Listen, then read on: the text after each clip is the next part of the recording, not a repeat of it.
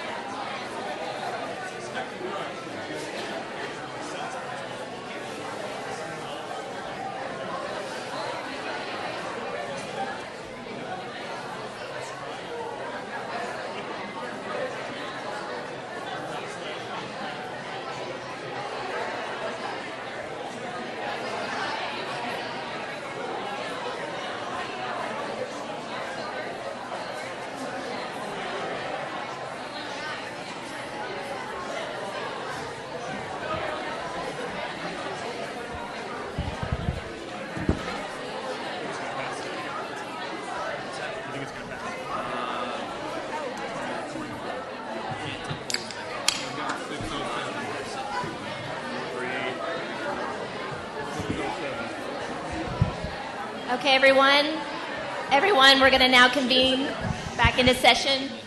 Thank you very much. We will now convene into open session. The time is now 6:07. So would please rise for our Pledge of Allegiance. I pledge allegiance to the flag of the United States of America and to the republic for which it stands, one nation, under God, indivisible, with liberty and justice for all. On the Texas flag, I pledge allegiance to thee, Texas, one state, under God, one and indivisible.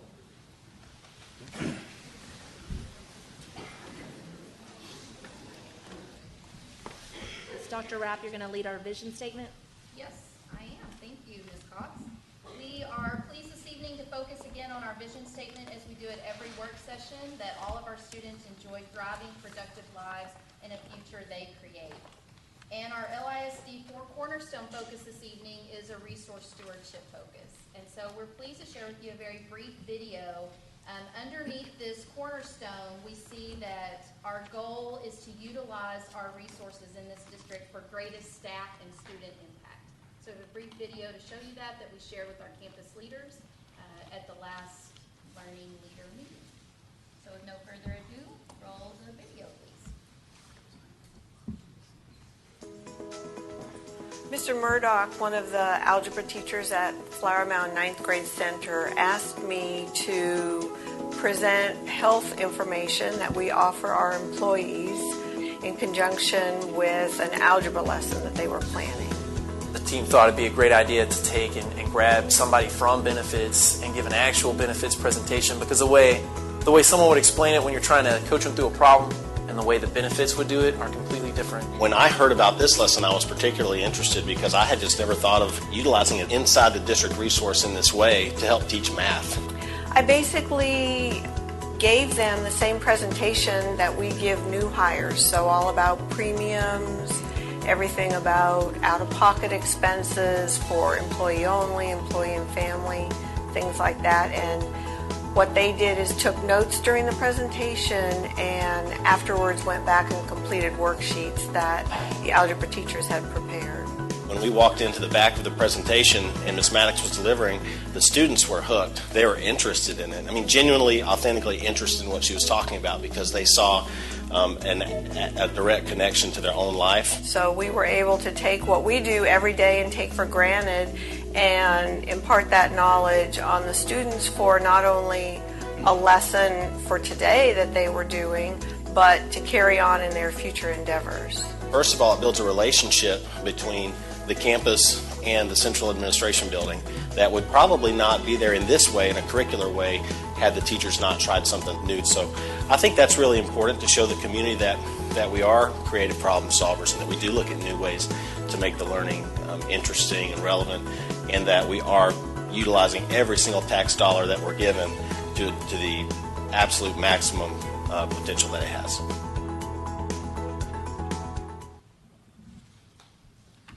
This lesson I was particularly interested because I had just never thought of utilizing it inside the district.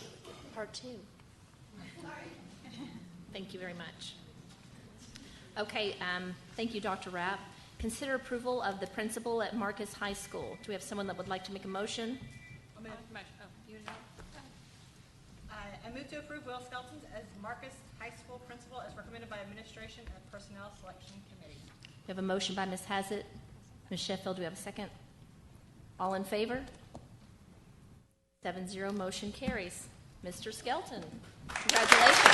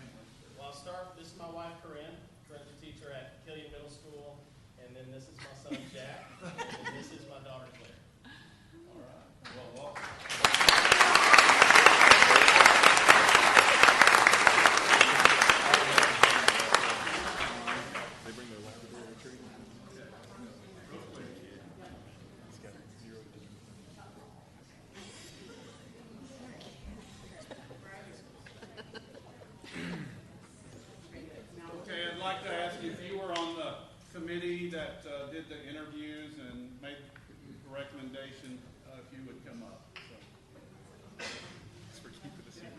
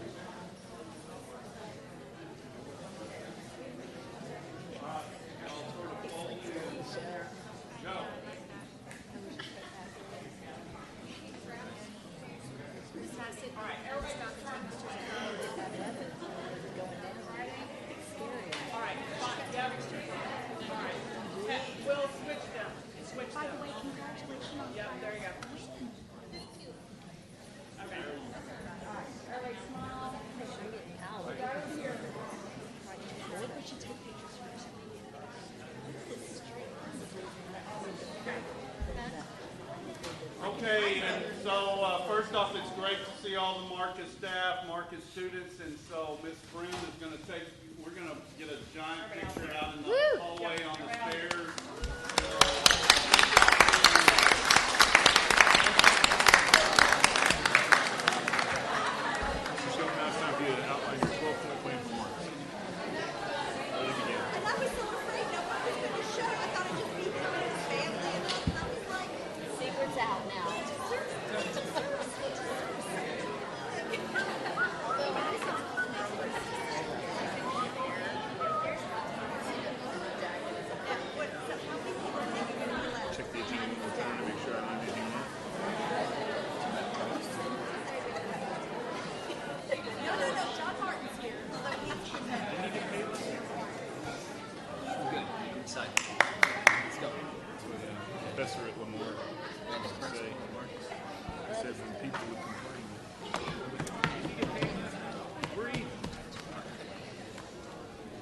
All right, learning and teaching work session report. Dr. Rapp.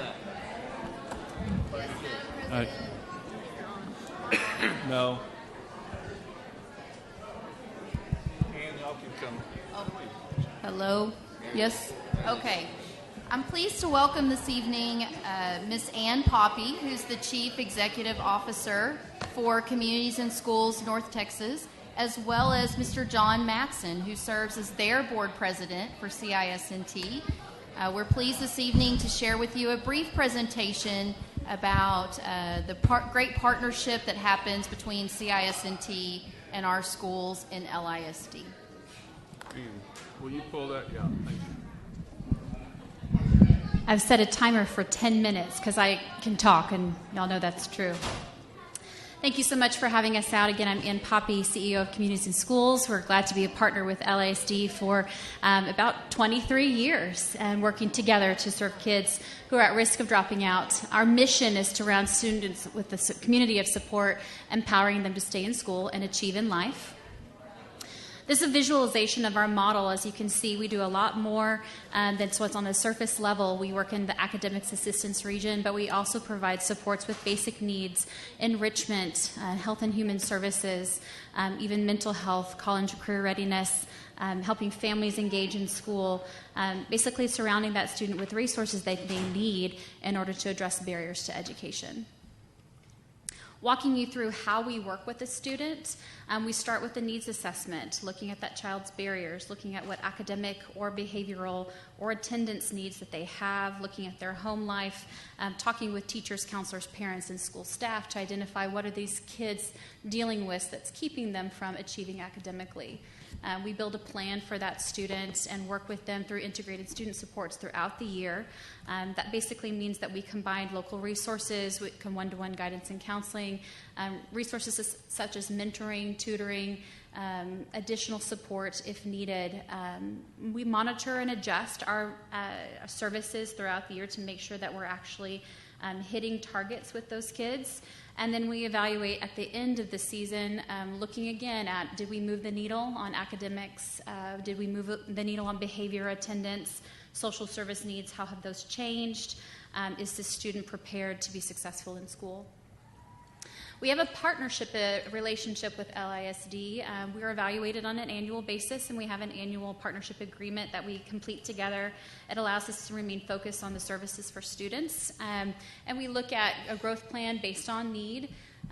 We are allowed to look at what kind of services this district is looking at in supporting the population, but also what are your specific campuses needing. We do build an individualized campus service plan with your individual schools to make sure that we are tempering our services best to the campuses that we're placed.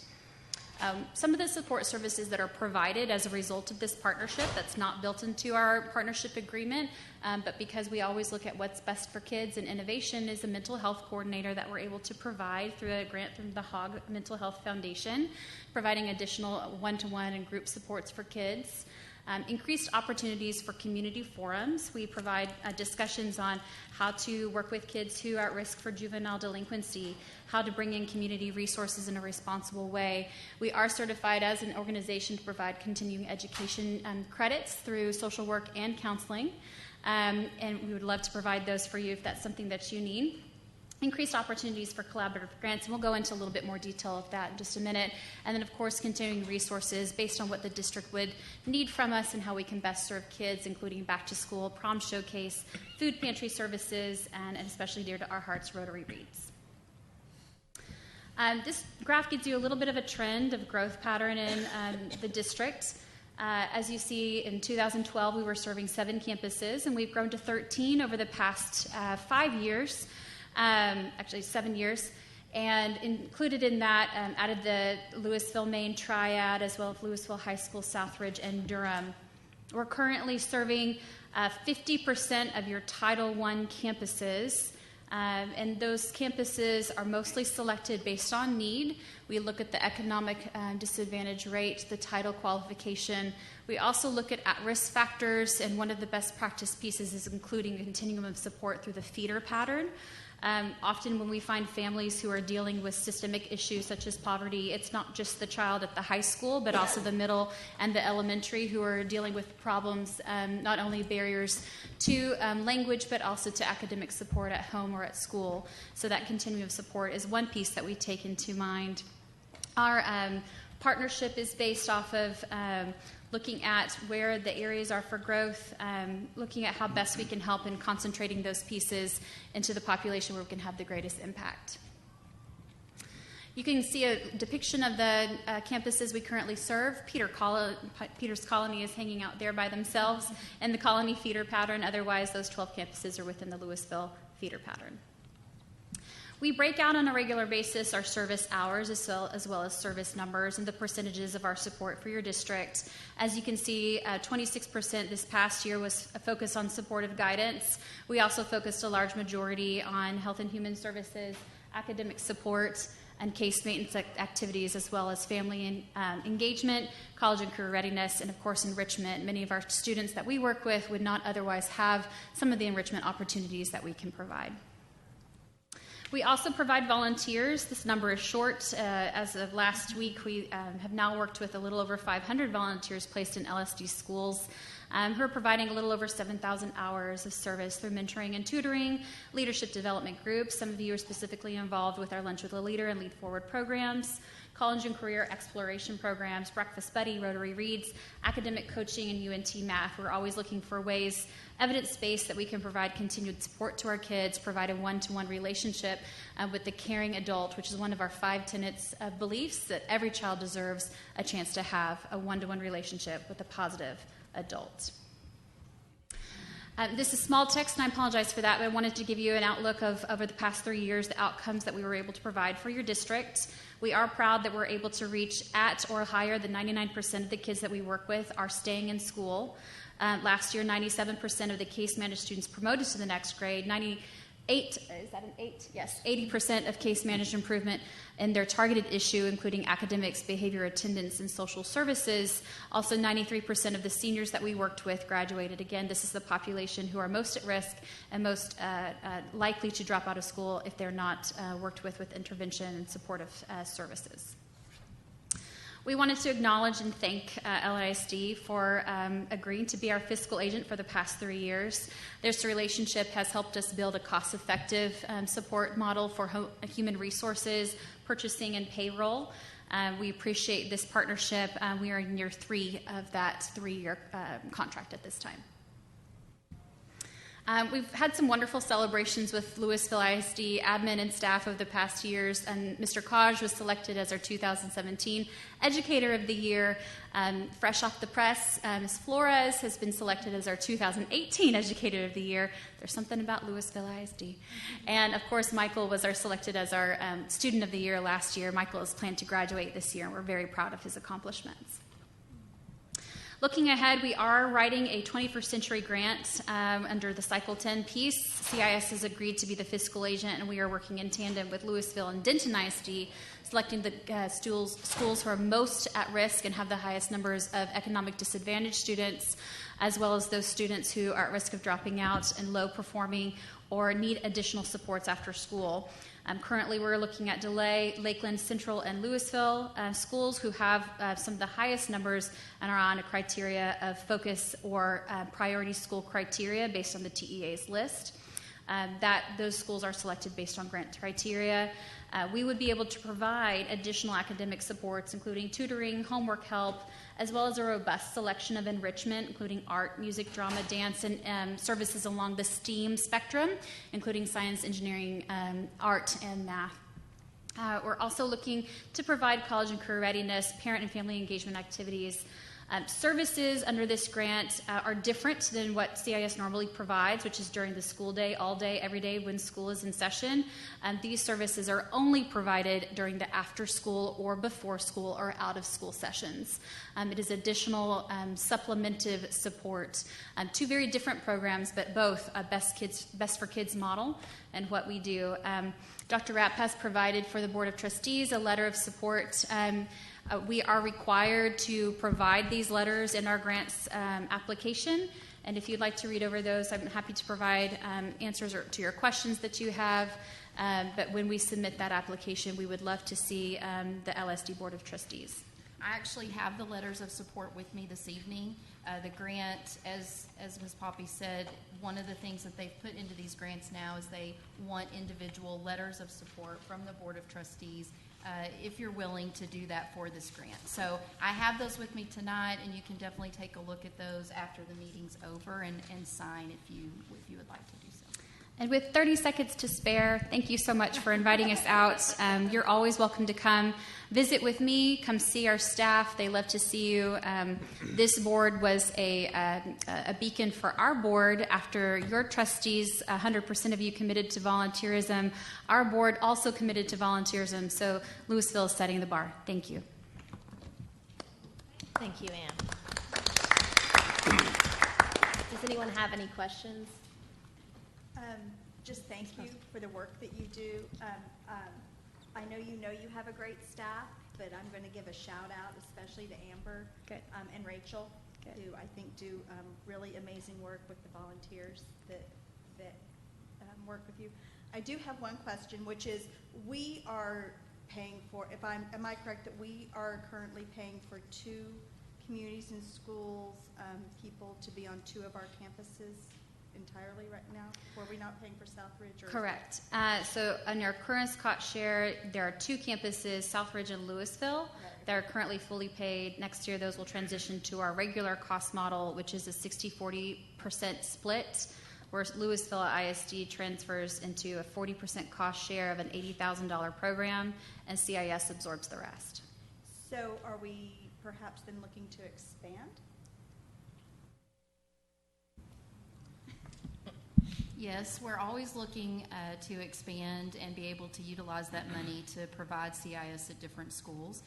One of the things that we'll have to take into consideration is the ACE program, the after-school program, also requires a cost share with that grant, small compared to the cost share with the traditional program, but the goal would be to either utilize funds to expand the after-school program through that cost share. We can also look at Title I funds to do that as well, so that's what we're examining at this time, which would allow for the current funds to then expand to other schools who do not have the traditional CIS program. how will we select the next, if we do select to put somebody actually on a campus? Will we be looking, for example, at the Colony, who right now only has one campus? And you talked about the feeder impact and having that impact throughout the feeder. I didn't know if that's a consideration or not. Yeah, that's a great question, Ms. Prosnick, and actually I had the opportunity probably a month ago to attend a meeting with Ms. Poppy and Dr. Rapp, and so there is a method behind the madness as far as which schools are next, so I don't know which one of you want to sort of explain that. Well, basically what we do is the same time that we do the Title I allocations and we look at the free and reduced lunch percentage, as well as Ann and her team look at the at-risk percentage. And so what we do is we rank the schools from highest percentage of free and reduced lunch and at-risk to lowest. And right now there are a few schools in the central feeder zone that still do not have CIS that are in line, if you will, based on their free and reduced lunch percentage before a school in the Colony. So that's what we do every spring. Same time that we're looking at those Title I allocations, we look at the free and reduced lunch. And I've got the list in rank order. I'd be happy to send that to you as a follow-up to tonight's meeting. And I brought one with me, and I can pass that down if that would be helpful for you guys as well. Ms. Timish. Thank you so much for the presentation. Can you explain a little bit more of what the mental health coordinator does and how that works? How that works for the students? Does that person go to the campus, or do they have to go to the coordinator? And what kind of services ongoing is provided? Absolutely. So it is supported 100% by a grant from the Hogg Foundation. It's for a 3-year term. They are a licensed master social worker. Basically, they are a dedicated resource to your site coordinators that you see every day. And so a site coordinator out at Peters Colony may be working with a student who may need additional one-to-one counseling, and because of this person's licensure and skill set, she can come out and schedule a regular meeting with this student to provide acute supports. And she may work through things such as dealing with coping skills, giving tools for resiliency.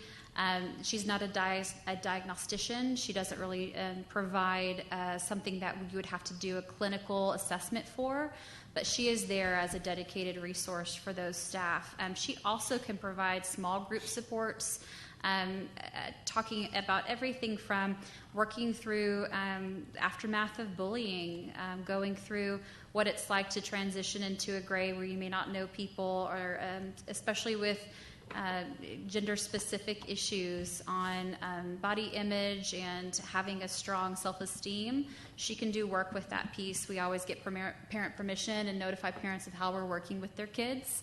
That's always done. She can also provide trainings, and that's something we're very happy to provide on a district level. She can provide trainings to teachers, staff, or parents on how to identify issues with anxiety, depression, giving people tools with working with their kids, working in the classroom. She's so far provided programs for each of our 6 districts. I don't know if she's actually done one for the district-wide in Lewisville yet, but she stays pretty busy working with all of these needs. We have heard that this is something that is needed. It's a pilot now, funded through Hogg.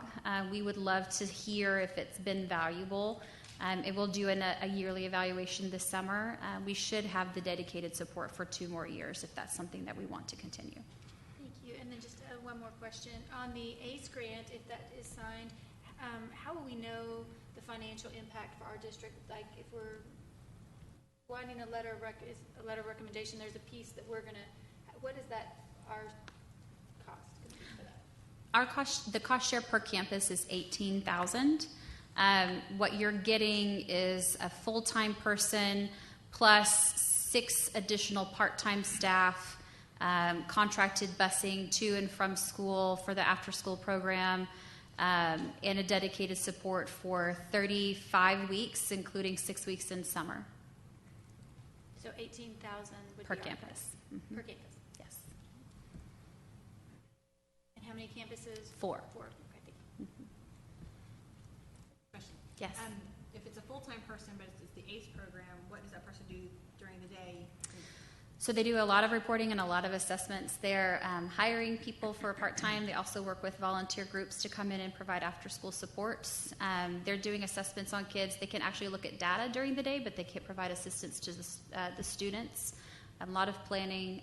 When the program is in operation for the 3 hours after school, they are just in operation mode, so their coordination and admin is happening during the day. Any other questions?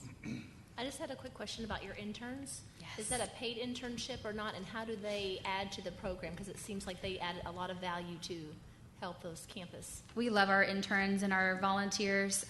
They are not paid. They are required through their licensure program or their education program to complete an internship. So all of the internships that we provide actually have a working study contract associated with the university. Most of our interns are social workers and counselors or those in the mental health profession. And they provide some up to 350 hours of support per semester, some 150. We are looking to provide an educational credit for them through a grant through AmeriCorps. And so if we're awarded that, that's an additional carrot for them to work with CIS. Again, they are the biggest piece that we look to when we hire for our pipeline, teaching them the model and how to work in schools and how to do that with the ethics and the integrity that it takes and that we support and contribute to our school districts. Great. Thank you so much. We appreciate what you guys Appreciate do for it. our school. Thank you. And congratulations. Thank you. Okay, Dr. Rogers. Thank you, Ms. Cox, Board. So the next item is about naming facilities, and as I wrote in the document for the work session, there's actually consideration for several naming of facilities, so I thought it would just be wise for us to revisit the policy. It was changed nearly 5 years ago, and I'm not suggesting that it needs to be modified, but it's something that as we discuss, as I've written in the board letter about changing the name of this facility, we talked about 6 months ago, and Dr. Rapp had a group that was looking at, possibly making recommendations, as I wrote about, for naming our career centers, because we talk about how they are academies, even though they're not named that way. And then, of course, we know that in the near future, you're going to have to name the new elementary school on Mill Street, and, of course, eventually, a year later, the elementary school on Josie Lane. So, just wanted to put it in front of you, take any input. As I would like to in the near future, if the board, is okay with it, to at least bring forward the item of renaming this facility. I will tell you one of the questions that Ms. Cox wisely asked is, okay, what's the cost of renaming a facility like this? And so I reached out to Jason. To rename this facility will cost a couple of $1,000 to change the letters out. We'll reuse the bowling letters down on Thrift City. And then, of course, the question about stationery, letterhead, all that, that's really, it's not a big player as far as in the address. The address is 1565 West Main, so we'll continue to use what we currently have. We're not going to order new stuff if we've got 4 boxes of letterhead. And, of course, most of that stuff actually, we actually generate electronically anyway now. So, but great question. So, anyway, just like to have some input from the board as far as do we need to explore naming facilities and changing the policy. Certainly, we can have TASB look at that if that's wishes. We don't have a timeline as far as changing the policy. I would like to move forward, though, with at least the naming of this facility.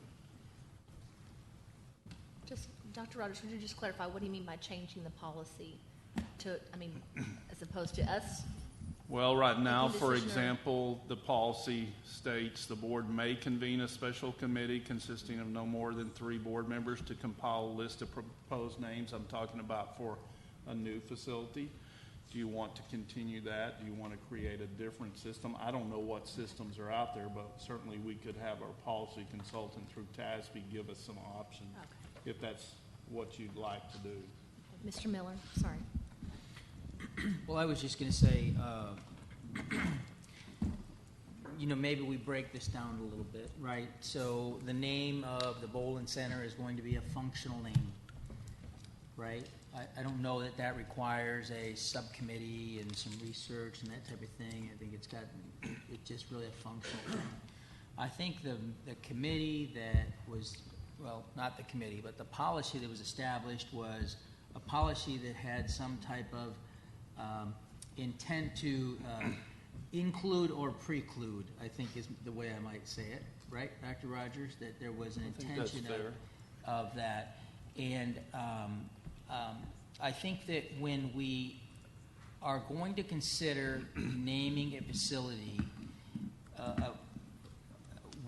in the name of a person, we need to have a path that we go down. And I want to park that for a second. It would seem to me in the age of one of the things I heard this weekend in NSBA is using naming of your facilities to create some excitement. But when you start looking at naming career centers, there's some really cool things you can do to really send a strong message, right? So we call it Tommy Rogers Career Center. That's kind of bland, right? Or we call that absolutely is bland. Or we call it LISD robotic. It's right. It's a little bit different. It's when we get into the name of the individual that controversy starts to center. So to the extent I think that we can identify buildings that we're going to just call it something functional. I don't even know if we need to, it's up to Ms. Cox, I guess, create a committee of 3 people to go gather names, because quite frankly, the administration could probably gather the names. However, as someone mentioned recently, if we are going to use names, an individual's names, it probably, like in many of our churches, when there's an elder designation, there's a period of time where the name sits out there so that people can raise some concerns. This is clearly evident in a desire by some to name a football stadium Marcus after a certain coach. There's enough history there, and I think 4 of us, at least you recommended the committee, but then 3 of us looked at it. We're like, there's enough here to suggest we shouldn't do this, right? Now, the public's not happy with that, but the recommendation stands. So I guess I'm just saying, when someone's name is applied to, for whatever reason, the campus, you Dr. Rogers, Coach Ford comes and says, we want a name on this, that has to have one type of theme that I think has some vetting to it. A functional name, frankly, I'd like to see some efficiency around that, maybe. And let me, board, be clear. We're not suggesting that you need to change the policy. We just felt like this was a good time to bring it to your attention, since you probably haven't looked over CW local, and yet there's policy that you're going to have to implement. And the first paragraph, if you look under naming, it says the board shall have complete authority and responsibility for naming district facilities. The board shall have the authority to determine whether a facility shall be named or renamed. So, that part is currently in the policy, but we want to at least put it on your radar as we move down this path. Ms. Timish? And I just want to clarify, Dr. Rogers, currently the policy says that the person, if we name it, cannot be alive. 80 years old. 80 years old. Okay. So I personally would vote to, I'd like for us to consider, maybe reviewing the policy, because I did personally see benefit to having Dr. Downing, Mr. Killow, and Mr. Killian, named after a building that they retired from LISD in good standing and went on to have a building named after them, and then having them invested in that campus and those students' lives. I can tell you that was impactful. My daughter got to be there when Killian was open, and having Mr. Killian there at different events, and my other 2 children, that meant a lot. I mean, that just shows the legacy, I think, that you can have in a student's life. Ms. Vickery as well was very involved. So we have multiple examples where they continue to invest in these students' lives, and I think we're a blessing to the teachers and administration. And I don't want to limit us by putting in such a stringent. So I'd like to maybe see if there's some ways that we can massage that a little bit and make it a little bit more flexible for the needs moving forward. So if I can speak to that, right now it says or, so That's right. it doesn't have to be deceased or 80 years. It's attained prominence locally or nationally, etc. So it could be either or. So there is some flexibility built in. Just But I did like the idea of retired from LASD in good standing. yeah, we can change it all you want. I just want to make sure we're clear. Well, But and that's Rhonda, already would in you there. say? The retired, Would- I do not believe it says retired. this is what it says. Served as an educator for at least 30 years, including 10 years as a distinguished employee of the district. Oh, it does say is retired. In good standing would be a In- really from good LASD in good standing. clarification. We were thinking maybe from LASD. So if Right. they go out on Birdville and come back 10 years later, maybe Yeah. it kind of. I mean, there's something about. So stick around, Lori. Otherwise, you'll never get a building named. And as I stated, we can certainly have, Mr. Crownover reach out and get some suggested verbiage, from other places. Certainly other places name facilities a lot, and like we were in the mid-90s to mid-2000s. I think that makes a lot of sense, just to maybe explore what some Sure. other districts do. I do think you want to, and it doesn't say you have, it says may convene. I think you want to exercise some caution with giving 3 board members the ability to kind of come up with names, because that didn't turn out so well several years ago. I remember. Yeah, and so. It did in our little committee because we were No, very that was, focused. but that was a Okay, different, I know. that was before my time. I just want to be but- clear. Christy and I No, did. no, no. But I just think that, it really, It's part of it just needs to have a little more, if that's the path you choose, I wouldn't just leave it up to 3 board members. And But Rhonda, would you agree that, because I like that, that there's some type of vetting process, though? You just want to say, hey, the name's out there, if anybody has any comments, because we just want to make sure there's not,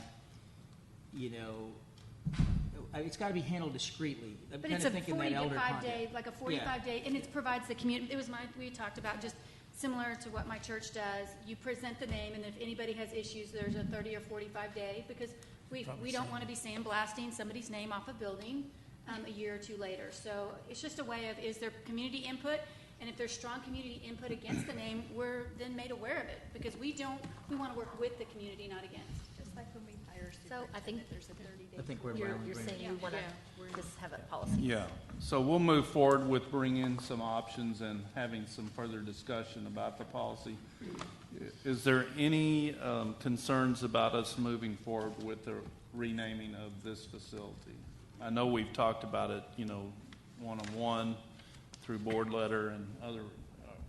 And I've met with the Boland family. They're fine with it. They're excited that you would continue to honor Does it Mr. require a Boland. vote, or are we done? We're gonna vote? Well, not today. We're not Okay, voting. so- But I just want to make sure it's okay that, okay. All right. Thank you. Thank you, Dr. Rogers. Finance report, Mr. Ball. Thank you, Ms. Cox. The first item on the finance report tonight, it has to do with a potential bond refunding transaction. As Mr. Martin and Mr. Durkin make their way to the front, let me just say that we have an item that's hot off the press. You see it's dated today. What had been in board book over the weekend was something that looked exactly like this. It had a March 27th date on it, I believe. So just 10 minutes before we started, we kind of inserted this into the board book ahead of the discussion item. And part of what we would ask, as you know, the markets are fairly volatile right now. All it takes is one tweet to really upset the bond market or the stock market. And so with that in mind, we would like to ask for a little bit of grace over the next 7 days as we approach next Monday night, when we'll be recommending that the board take action on this to allow us to possibly update some of the documents that were submitted on Friday to reflect the changing market as we know it between now and next week. And with that said, I'll let Mr. Martin describe the transaction we have, but the highlights of it are that we're recommending that we contribute $10 million out of the debt service fund balance to reduce the outstanding debt, and it will reduce future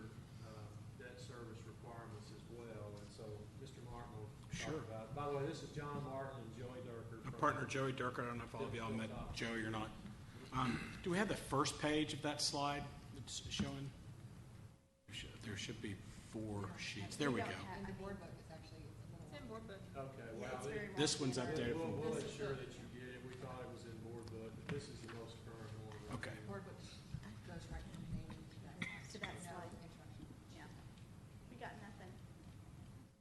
Do you have that? So can you see what's on? So look, right Can you see what's on the screen now? I'll share. So we go. Yes. Yeah, we have the, It says April 9. We don't have He didn't have anything. we have the April 9. Yes. Okay, good. Perfect. So what that's showing you is the amount of bonds to be issued. Now, keep in mind that we're going to be refunding, there's about $20 million worth of bonds that are callable August 15th. So in the spirit of debt reduction, which we all love to talk about, that's what a big portion of this refunding. So the district has some surplus collections in their in your debt service fund that will contribute $10 million towards that reduction. So you'll see that as an immediate impact. So rather than have to borrow $19.5 million for this to make this issue happen, it's less than 10. So a wonderful thing. And in addition to that, we're seeing, based on current market conditions, the second page will show you the anticipated savings. You have a clicker right there. I have a clicker. Cool. Joey, will you click? There we go. Luckily, you have it in front of you. Okay, I'm sorry. So the next sheet shows you how the not only reducing the principal outstanding, but you're also going to be reducing your overall annual payments. So you can look from the existing payments over to the third column from the right that says combined new total. And then the annual savings are depicted in the boxes on the right side. So all told, the debt service reduction, this is straight to the taxpayer, $13 million.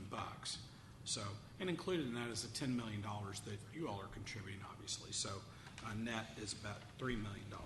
So the net present value savings are in the neighborhood of 10%, a little under 10%. A couple of months ago, that was 12%. But we've seen an uptick in rates, and so things move. Where it used to take a month for the bond market to move a 0.05%, that happens in a day now. So, as Mr. Paul said, that one little tweet can set things off. So, anyway, great transaction. The market is still great in terms of being able to do this. Again, that all you're doing is you're taking these bonds that are callable that we can get to in August, and we have the ability to refund those in May. So the tax code allows us to do that within 90 days of the call date. So we're just taking advantage. We did the same thing last year. So we added a few more bonds to it because at that point in time we could do what's called advance refunding. But that went away in the tax law. So I'm happy to answer any questions. I don't think, unless you want me to go through all these numbers, we can do that. But as Mr. Ball said, the only thing in the discussion, I think that in the parameter sale that we're coming to you next Monday night, there'll be the 4 items are the maximum par amount, and that says $8.9 million. We'd ask that we could give a little bit of wiggle room there, maybe take that up to $9.5 million, just in case, because the rates versus premium and the way the bond market works at the time of the sale, that gives us some flexibility in terms of movement and make sure that we can take full advantage at that point in time. So we might be able to get, if the market moves a little bit, rather than have 5% interest rates on some of those with a whole bunch of premium, maybe there's not as much premium, and we can do 4% bonds, which means we need to issue a higher par amount. I know that's kind of a complicated deal, but that would help, I think, in terms of making certain that we have the flexibility. If we could just that one number from 8.9 to 9.5 million. Everything else seems to be real good with the maximum interest rate, the net present value savings figure that we're doing. Similarly, you all have done this several times. We're happy to answer any questions. I leave out anything? Thank you, Mr. Martin. So Mr. Miller. the par amount is, you're asking from that to go to 9.5, accrued interest, $10 million contribution, total sources of fund, $20 million. Right. What are we going to do with that $20 million? So then that's the second half of the sheet. You want to click back. Then to we're going sources to and use uses. that to pay down debts in the future. We're going to escrow this money now. No. No, we're paying off 20. Okay. It shows you. So in that first sheet there, the sources and uses of funds that's up on the screen now. Right. It's showing you that we're going to call those bonds. The 2010s, it's going to take $19.4 million to call those. Right. And $437,000 to call the 2009s. The accrued interest balances out with the debt service fund deposit. We pay the cost of issuance and the underwriter. So that's how it's used. Okay. We're going to take this money and pay down those. You're going to 4 or extinguish that 5 debt. bond. You're paying them off. The escrow fund, you do have to use an escrow fund for a very short-term period. Just to hold the money. For the Yeah. 90 days, right? Yeah, up until August Buy or sell 15th. a house, the Got it. escrow agent really just serves as the disbursement agent for all the funds. And for comfort, those are invested in U.S. Treasury obligations, so we're not doing any, kind of. The $500,000 par extra that you'd be looking for here, what's that going to be? Is All that would money do, worth- for example, that premium that you see there for $1,150,000, Mr. Miller, if that were to drop, we know that we need roughly $20 million to make the transaction work. If the way the bonds are marketed at the time, if that premium were to drop down to $700,000, for example, then we would need more par amount of bonds. So it's an offset. It's not. Gives us some wiggle room. You're Yeah, it trying gives to us make some sure that you've got the 20,064,61. That's what we need. And that So it may be that. premium may adjust on you, and so Right. you need. Yeah, we don't know until we go Because of the to market. market and sell the bonds. There may be a buyer out there that doesn't need the premium, and so they just would rather take the lower rate with less premium. So we just don't know until we get there, and that just gives us assurance that we're going to get the deal to work. Great. Any other questions? Ms. Crossley? I've got a few. Okay.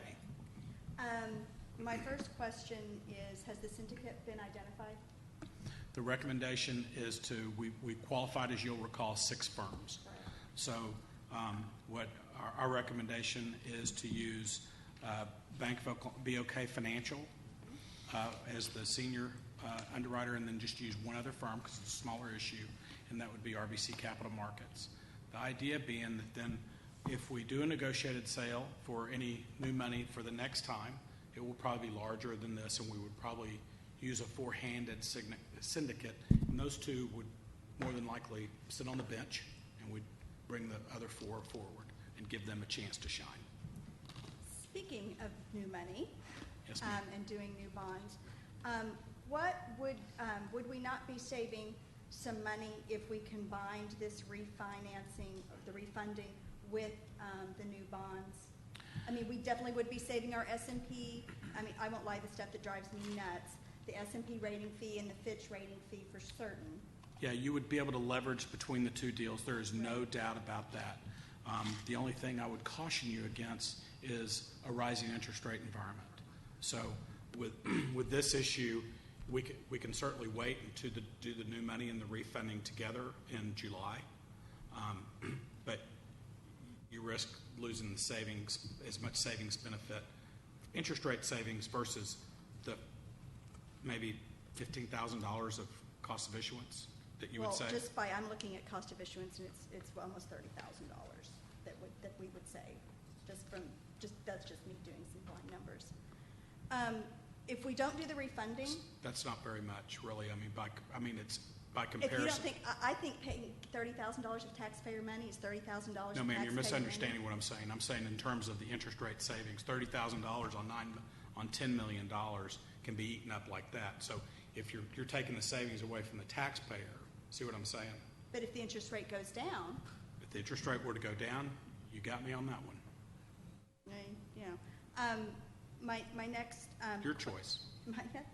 Well, and that's what this is. This is a crystal ball game. That's right. And we're a bird in the hand is Yeah. what we're trying to take here. If we did not do the refunding, we could still take that $10 million though and pay that down, correct? Say that again. If we don't do, we can still take $10 million. We can still take that $10 million and just pay off calls. And just call bonds. That's correct. And you would leave the remainder outstanding. And just leave the remainder outstanding. So that's still, if you will, a slight option. So and understand that if you do that, then you're paying 4.5% on those bonds that you remain outstanding rather than 2.5% on the new bonds. So this is where I'm going into,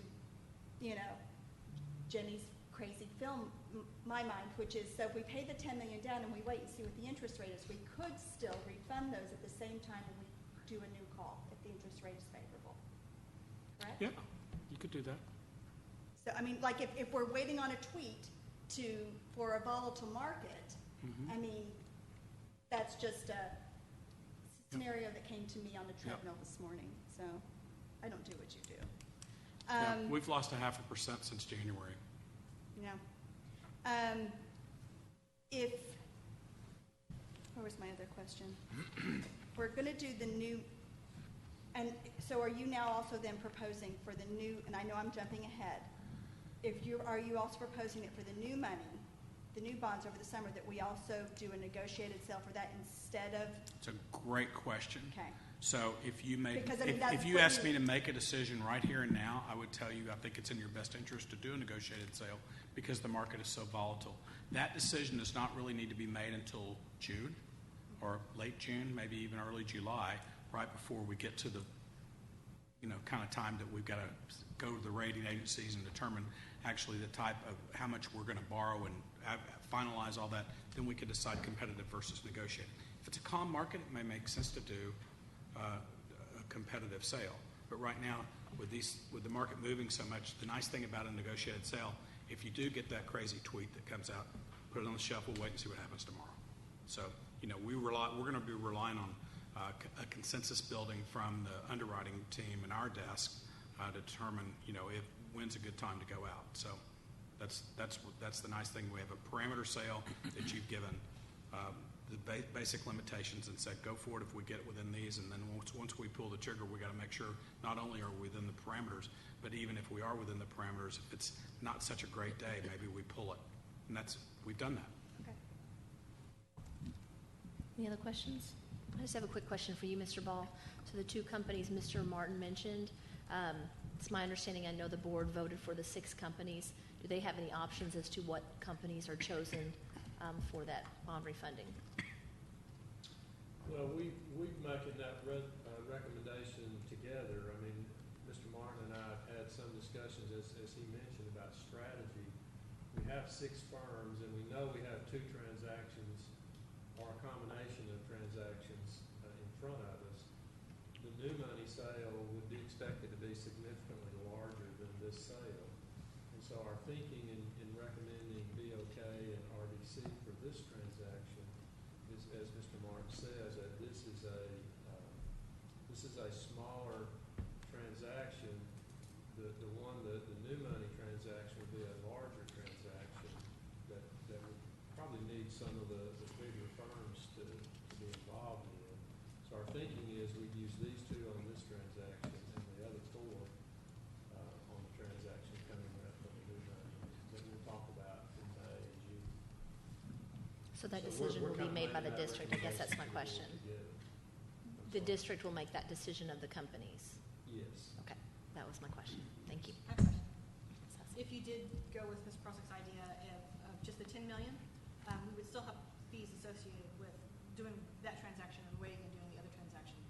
How much would the fees be? You're only if you just chose to not issue any bonds right now and just take that $10 million and redeem as much as you could. Only a couple thousand versus 24. You would what your fees would be. They're just the redemption fees, I would guess. About $600, $300 per deal. But then we would be risking the bond market fluctuating. We would be risking. We would Maybe be risking. going Yeah, down. you're at interest rate risk. It's Crystal ball. it is a crystal ball.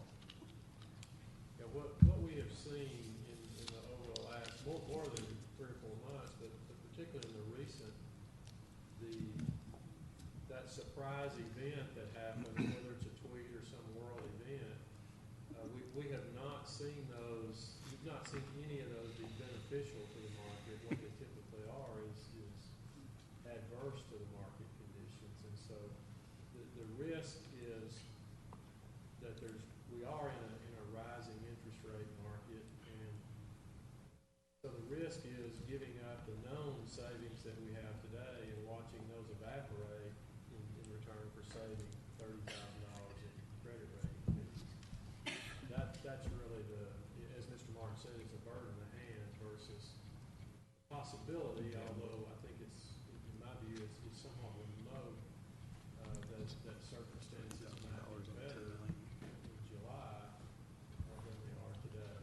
And in the case of a refunding, if the interest rates move enough, it doesn't even, it's not even worth doing the transaction if there aren't any savings. It's like refinancing your house, really. Okay, then that begs my question. If we really feel that the interest rates are only going to rise, why aren't we going out for the new bonds now then as well? Well, we need to do the new bonds. In fact, we've been working on the cash flow projection to determine what we need to recommend to sell.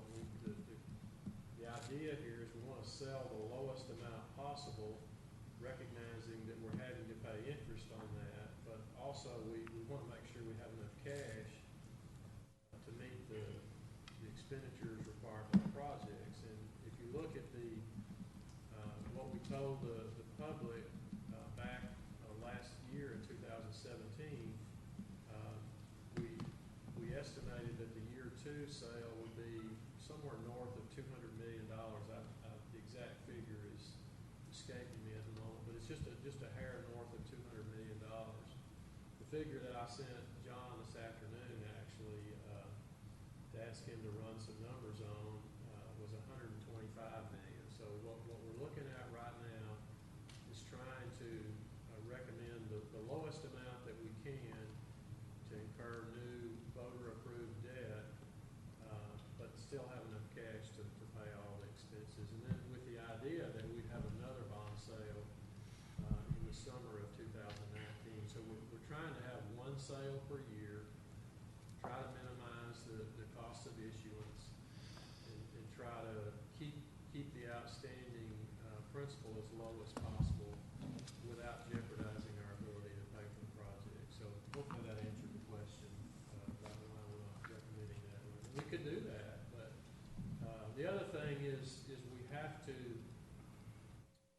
the timing needs to be, it works better if it's toward the end of the fiscal year, because we don't have any, the only money that we have outside of this $10 million to use to retire debt, to pay any accrued interest. If we sold $125 million today, we'd have to pay the accrued interest on it from now until August 15th, but we don't have any tax levy for the current year to do that with.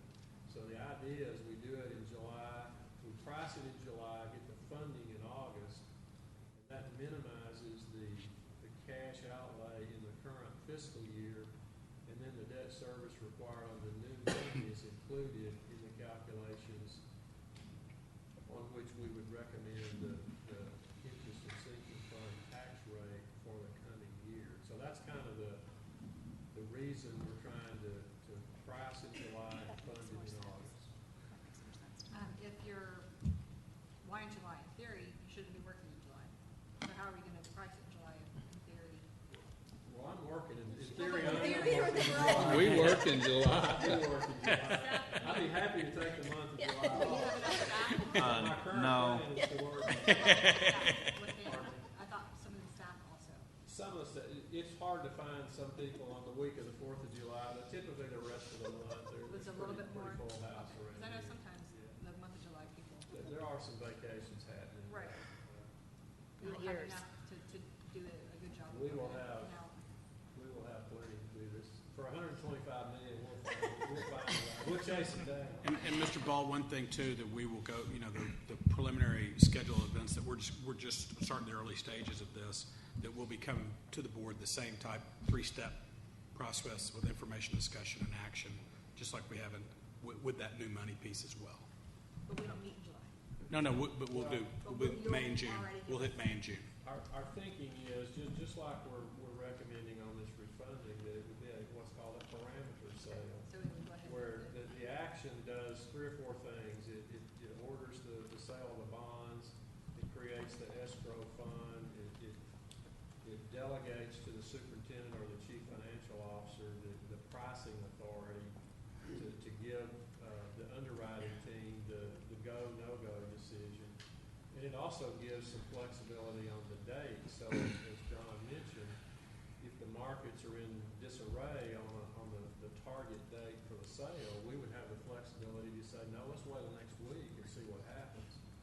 On the competitive sale, we pick a date and a time, and that's when it is. And we still have the authority to waive off the transaction, but we don't have the authority then to go back and do it again. So, But we do still have parameters on a competitive sale too, as I We recall. can.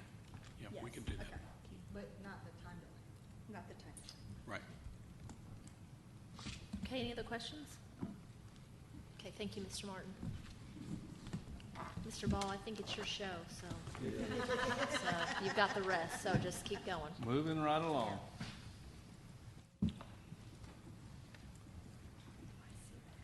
okay, we're moving from bonds to food service management contract. And really, this item, we talked to the board about this at the last meeting. Gave you the copy of the contract, numbers that are associated with it. We talked about how the revenue figures are based on the assumption that the 5-cent meal price increase would happen. And this, we anticipate this coming back Monday night as an action item for the board to approve. This item does have a time-sensitive aspect to it in that we are required to have this to the Texas Department of Agriculture by the 30th of this month. And so that's really about all there is on this. This is nothing new from what you saw the last time. Certainly be happy to answer any questions. I see Ms. Brasfield and Ms. McDonald are here. I'm sure either of them, myself, would be happy to answer any questions the board might have. Are there any questions? I actually have a question, Mr. Ball. So it may not be part of this, but I would like to know what we anticipate for the food cost of the food truck, what those anticipated costs will be for the summer program, food, usage of the truck, et cetera. We can certainly get your report on that. Be happy to do that.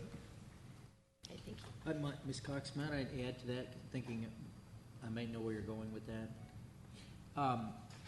Mr. Ball, has there been anything, decisions that have made that have, as a result of those decisions, kept our faith-based organizations from being able to provide putting together meals at their churches and then taking it to the community? Is there anything that we're aware of that would have been a mandated cease and desist based on health standards or anything like that? That's probably a question for Ms. McDonald. Not that I'm aware of. No. So technically speaking, they could make peanut butter sandwiches in their kitchens at church and take them out to communities. Correct, they can, and if you want me to. Sure, come on up. Yeah. Come on up. Micah, you might as well come since you're next. Still be coming.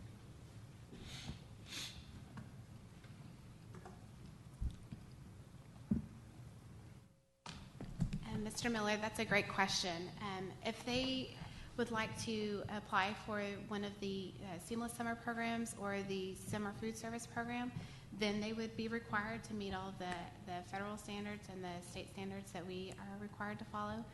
But if they just do it basically out of the kindness of their heart and it's just part of their outreach program, then no, they would not have to. Is there something they could do in partnership with us? We can always use more volunteers during the summer. Right now, we pay our child nutrition personnel that would like to get some extra hours and supplement their income during the summer program. And we are working with the summer food service program this school year to offer a different program.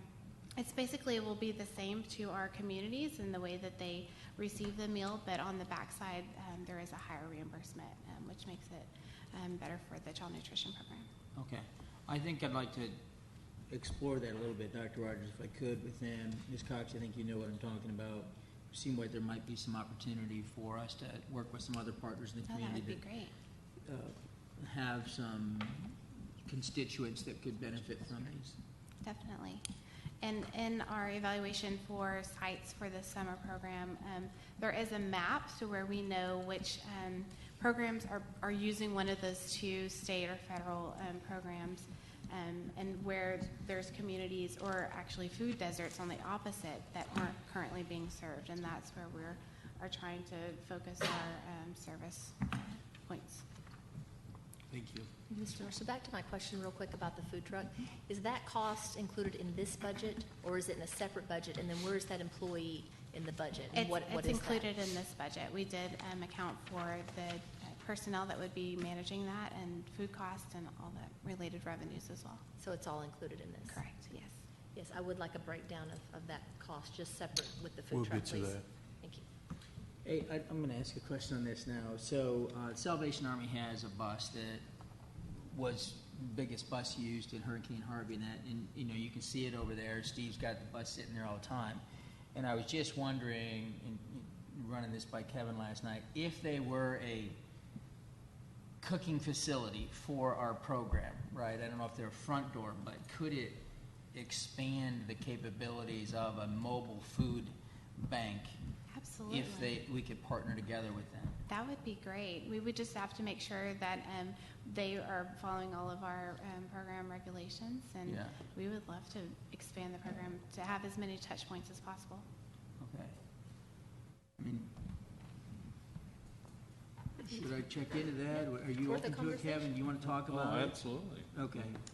We're wanting to serve as many kids as we can. Okay, through so let's make sure we faith-based talk and about that other- too, and then we can talk about the other piece of it. That'd be Yeah, great. that'd be great. Thank you.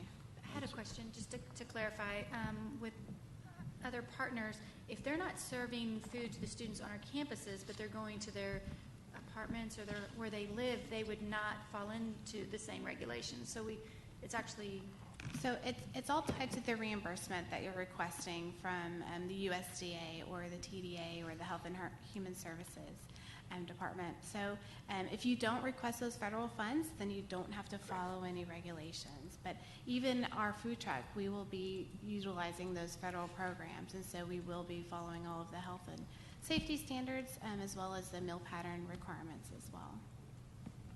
And when you looked at, because I know some districts are no longer accepting the money for the places that the food truck will be going, it's worth going through all of that regulations for the money they're giving us. Absolutely. And for us, it's old hat. We do it every day, and this is normal for us. And so we already have the menus in place. We already have our standards and procedures in place. This is just a continuation of our regular school year. So this is normal everyday operation for us. So it does make sense in the scheme of things for us to continue operating.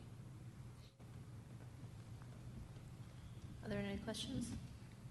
So I presume, Mr. Ball, this covers item C as well, consider the approval of the meal price increase? Well, we do need to inform the board that, as we talked about last meeting, these numbers are calculated using last year's tool, the meal equity pricing tool. And as of tonight, the current year tool has not been released. So if it's not here by Monday, if it is here by Monday night, we will have those calculated and a recommendation for the board. If we don't have the tool by Monday night, we will recommend that this item be pulled from the agenda and take it up in June. Because what we wouldn't want to do is adopt a price and then have the tool come out and it results in a higher amount than what the board had approved. If it were a lower amount, we could adjust to that a lot easier. But we'd rather recommend that the board adopt the actual amount based on the pricing tool. So that's our current plan. It won't affect the food service budget if we have to increase? Well, it could, depending on the amount of the increase, but because we have this statutory deadline, we need to go ahead and approve the food service contract in its present form. There is a process for amending that if need be after the fact. So. Absolutely. Yeah. I'm assuming did the state create that statute? And unfortunately, the U.S. Department of Agriculture is the one that puts out the paid lunch equity tool, and TDA has the statute about April 30th with the food service management company contract. Okay, are there any other questions? Okay, thank you very much. All right, Mr. Ball, consider approval of hazardous bus routes. Okay, Miss Brassfield, this is her show. She has a PowerPoint, and I have to give her some kudos. She has actually been out and driven these routes and has lots of data sheets on the attributes that each of these routes possess and scored them based on the statutory criteria. So just a tip of the hat to Ms. Brassfield for the hard work that she's done to get to these 5 or 6 slides that she's going to show. So with that, Ms. Brassfield, go right ahead. Good evening. As Mr. Ball has referenced, and as you know as the board, annually we are required to review the areas that are deemed hazardous in the district and to go through these areas to ensure that they continue to meet the state's definition of eligibility, whether that be that we're providing transportation for students that are 2 miles or more from their home campus or for students who live in areas that have been deemed hazardous. And again, this gives us an opportunity to ensure that our operations are aligning with the state's definitions of transportation eligibility, but it also more recently gives us the opportunity to ensure that aligns with our cornerstones, primarily being resource stewardship, as we know that transportation is one of our largest expenditures annually. And so just to remind the board and the public of what the definition of hazardous criteria are, hazardous condition exists where no walkway is provided. Children must walk along or cross a freeway or expressway, underpass, overpass, a bridge, an uncontrolled major traffic artery, or in an industrial or commercial or other comparable area. And so without any of those criteria present and under 2 miles, those are areas that are not deemed as being hazardous per the state's definition. So for the 18-19 school year, the majority of hazardous areas will remain the same, with the exception of 5 areas and 5 elementary attendance areas and 1 middle school attendance area. And I'll briefly go over each of these and then provide the majority of the time for the board to answer or ask any specific questions that it may have. Those 5 areas are within the Old Settlers Elementary Attendance Zone, Valley Ridge Elementary, Bluebonnet Elementary, Hicks Elementary, Castle Hills, and there are 2 specific areas there for Castle Hills, as well as the same area for Bluebonnet that also impacts Shadow Ridge. And for each of these areas, all fall underneath the 2-mile mark, with sidewalks being provided the entire length to the campus. Most of them are immediately within or adjacent to residential areas where there are lower speed limits, school zones, and the necessary crosswalks for those students to get directly to their campus. And so as we review those tonight, certainly happy to answer any questions that you may have upon review and approval by the board. Our communication timeline would be to work with communications to designate 2 points of communication prior to the end of this school year to let impacted families know, and then to revisit that again and make sure that we send out communication again prior to the beginning of next school year to ensure that everyone is well informed of any changes that would be made. And at this time, I'm happy to answer any questions that you may have. Ms. Prosnick? Yes, I'd like to discuss the Hicks. Because I do think it meets the hazardous thing. Currently, do you realize that the road is under construction right now? The center section, the median part is, but the portions that students would be walking along is not. Which is along a 45-mile-an-hour 4-lane road, not a residential area, correct? Yes, ma'am. It goes under a railroad overpass. That particular section is in front of that. Anything past that, which also is extended in next or has a 2-mile stop, would remain in place. Anything past that particular area. Well, that's all of that area. There's a section that's in front of that portion that would not be underneath that particular section. There's an extended part down Lebanon Road that it does remain under construction and that does meet the 2-mile part of the criteria. But anything in front of that that's less than the 2 miles falls in underneath that section. Could we see this? I don't have anything available besides these maps today. I mean, could we get a laptop with Google Maps so that we can see what we're talking about? Because I printed a Google map on this one because we were barraged with it, and I thought makes a lot of sense when I can look at it. I don't know if it makes a lot of sense to have a bus route or not, but I think if we can pull it up and see what we're talking about here. Are you also aware of the erosion problem on that hill and how that sidewalk is blocked off at least 4 months out of the year? I'm not. In the areas that I've driven, it's been immediately along Lebanon Road with the gated communities. So you didn't walk it? I did. I walked all these areas and drove these areas. Yes, ma'am. I walked it today. Okay. There's hazards on the sidewalk, number one. I can also tell you from living in that area, there is a great deal of erosion on that hill on the south side of Lebanon. And when that erosion comes, they block off the sidewalk. And it happens 4 months out of the year. And as I've driven those areas, I've not seen the sidewalks being blocked. They're usually blocked because then they have to rebuild that hill.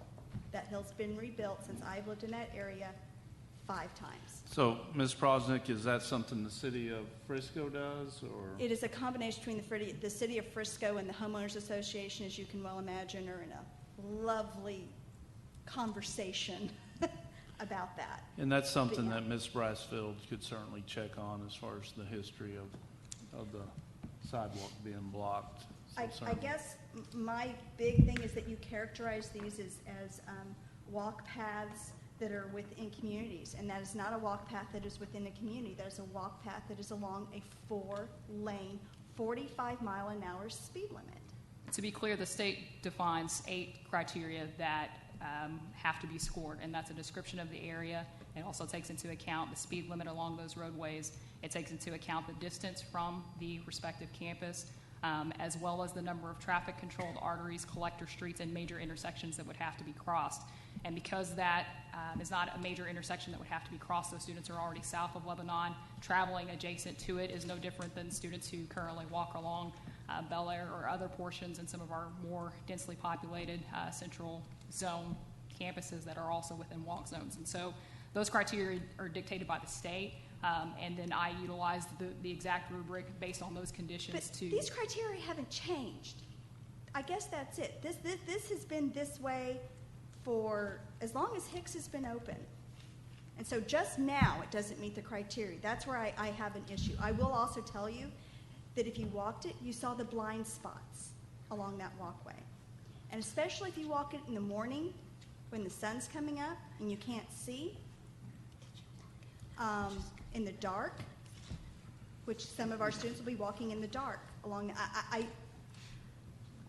I know this area because it's where I live. And trust me, I'm going to be walking and driving all these other areas as well. I cannot and will not support not making this a hazardous route because I won't be responsible for the traffic that's caused in there. The neighborhood, the Lake Hill neighborhood has become a cut-through for traffic. And people don't respect the speed limit going along by the school. That school at drop-off is a hazard unto itself, and to add that much more traffic to it it's really a recipe for disaster, in my opinion. Because how many kids are bused from that? How many kids use the bus from that area? There are approximately 75 that are eligible. That varies from month to month in terms of how many are actually riding, but around 30 to 40. So I'm just going to be generous and just say 35 more cars. Kicks can't take 35 more cars. 75 eligible. We need to look at. I just said 35 more cars. I mean. Well, that's if you cut it in half. Well, she said 34. But there's probably 35 people that ride it. Not all will not ride it, so it's a smaller percentage of cars that will I know. I think I got an email from everybody that rides it. Yeah, and Ms. Prosnick, you're absolutely right. The board will ultimately decide, if the board remembers when Ms. Brassfield, for the past year, she's been asked to audit our transportation services and to look at, and so it's certainly not that she's trying to pick on Hicks. She's trying to find what meets the criteria that the state set. So ultimately the board, will get to make a decision, but at some point, the board's going to have to also make sure that we're consistent, and that's the issue. I mean, there's a lot of others that you know, if we want to increase our transportation budget, we can certainly do so. Could we? I am curious. What changed about this? If it seems like from a neighbor perspective, nothing's changed. It would seem to me what are changes? That a road has been completed. A sidewalk has been completed, etc. Did something material happen since the last evaluation? It's my understanding that at one point in time there were continuous construction projects along Lebanon Road.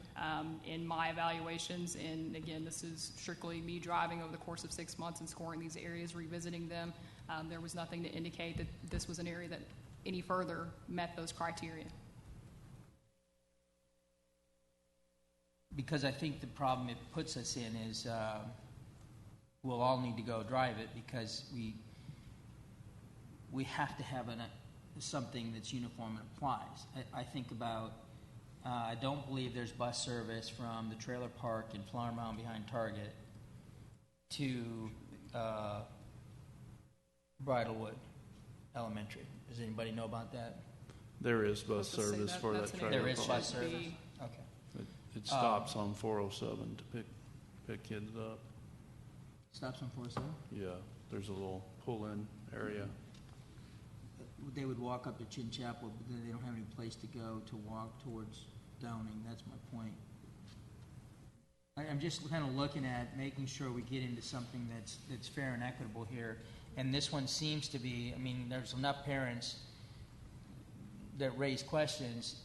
We need to answer those questions, and I guess what came to my mind is we heard about this at the last meeting. We're hearing about it now.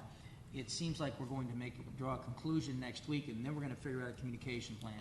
It would seem that we would engage the community and have some discussions and answer questions in a community forum, and then take that input, come back to the board, and maybe try and, because they might be sending these, they're sending these emails based on reading these sheets. The hazardous bus routes are based, I mean, it's a state, I know it's a formula. subjective. I mean, it's not, hey, would you like a bus or would you not like a bus? I mean, to make something hazardous has to fit that criteria.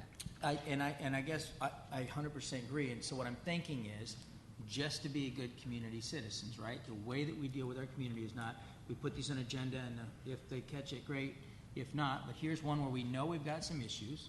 Let's take some time to maybe get a meeting out in the community, answer some questions. It may not alter things, but then come back to the board with what the recommendations are. So, Ms. Brasfield, what is the timeline that we have to have the board take action on hazardous bus routes? I know it's an annual event, but is there a timeline, deadline?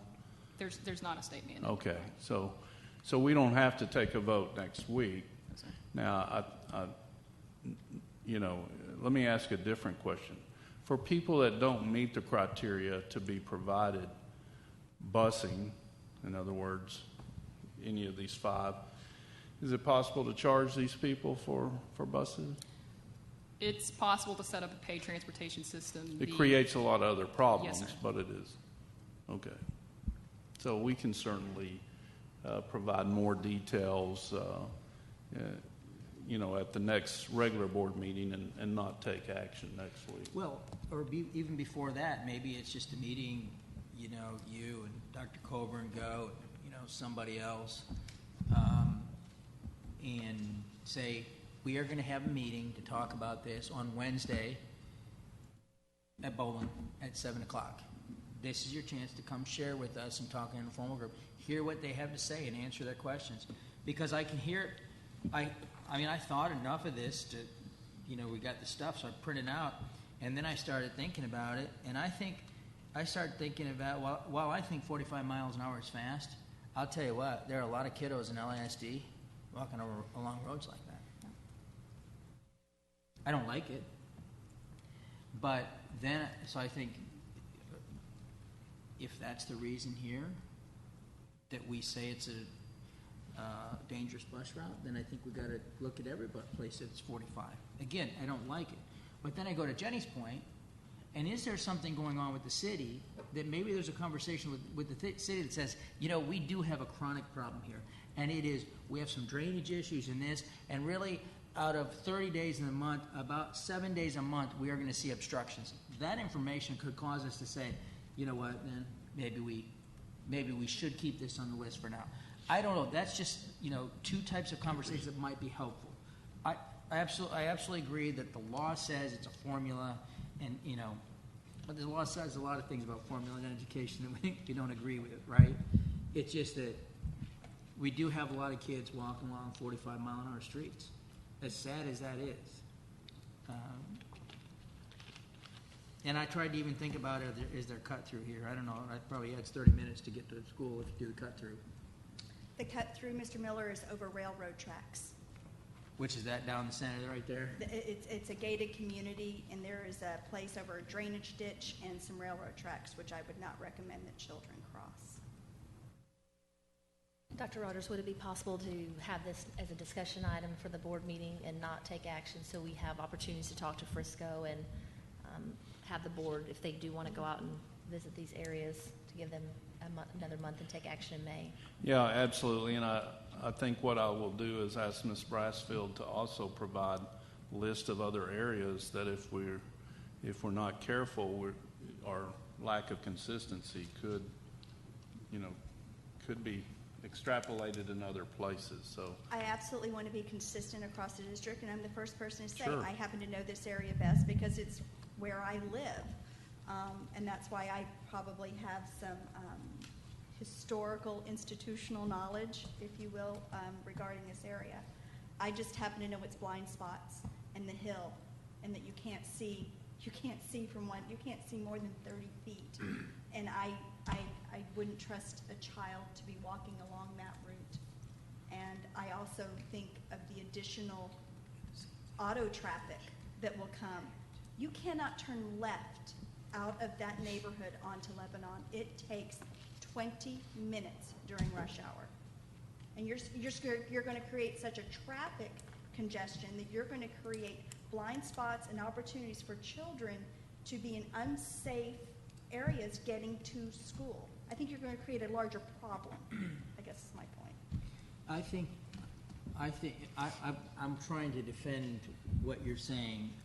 I think you see that in a lot of places, by the way. I can see it in my neighborhood, right? For a kid to walk across the street so that they can go to Heritage, it is unbelievable the lack of sensitivity of those kids waiting there. What I would ask Dr. Rogers is not only getting ready for the next board meeting, but if there's a way on this to have staff sit with the community and try and understand a little bit of what's going on. I think what happens a lot of times, people send us an email and they think we're going to do something, and when we walk them through it, they might say, you know what? Okay, I get it. I mean, not always, but then if we see that the city's going to have some continued remediation over a period of time, maybe that provides a little bit of delay. Just having some conversation with them before it comes back to us, no hurry to get back to us. And I think we'd find that there might be a win-win in this, maybe. yeah, I don't see any parent from any of these sections that aren't going to want to continue to have bus service. I mean, so, but.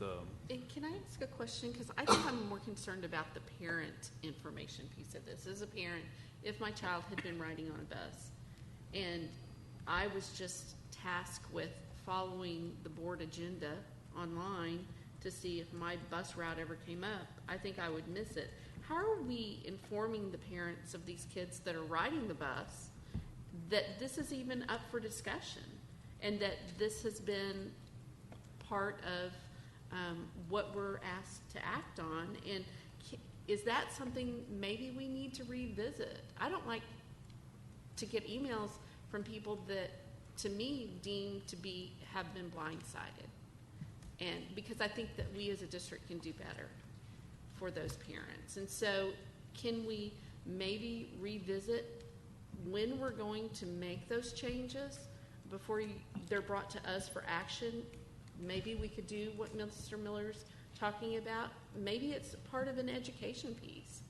But I think that we do ourselves a disservice as a board if we're not making sure that that not only are we making decisions for our community, but that they're understanding those decisions that we're making.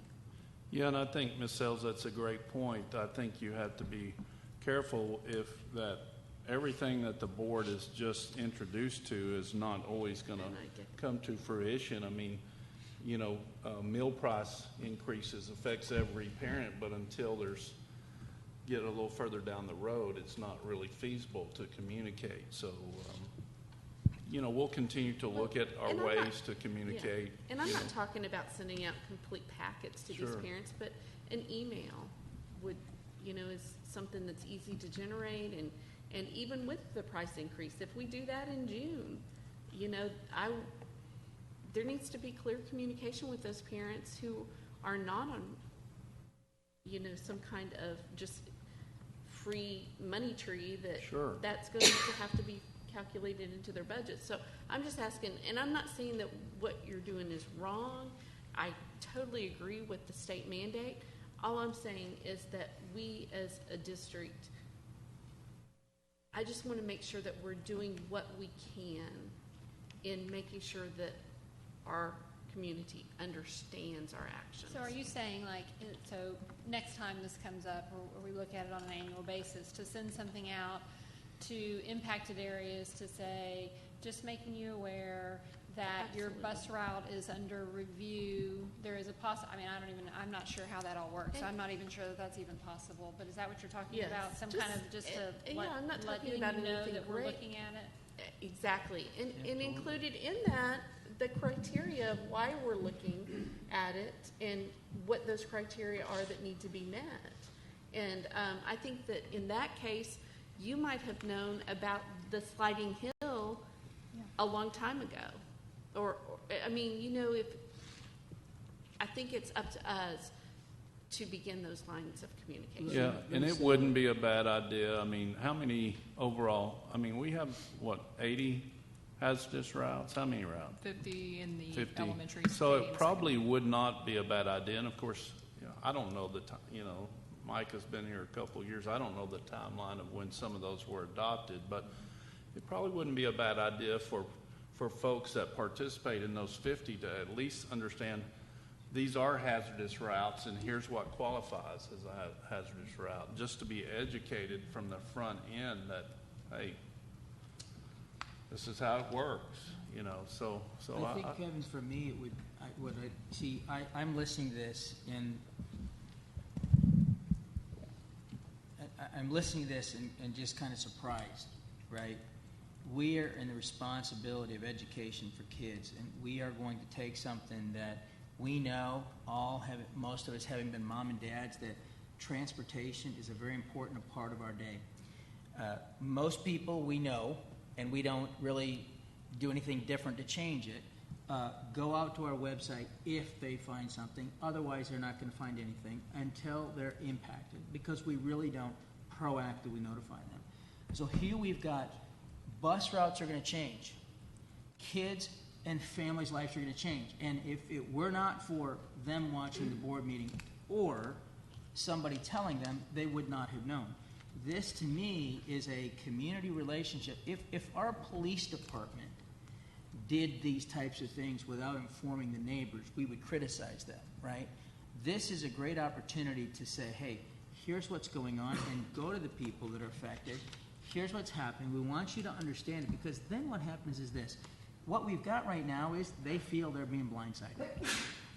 We may not agree with that, but they feel like they're being blindsided, and yet we know that's not the intent. So let's just coddle them a little bit. Seek to understand. Hey, is that going to fit?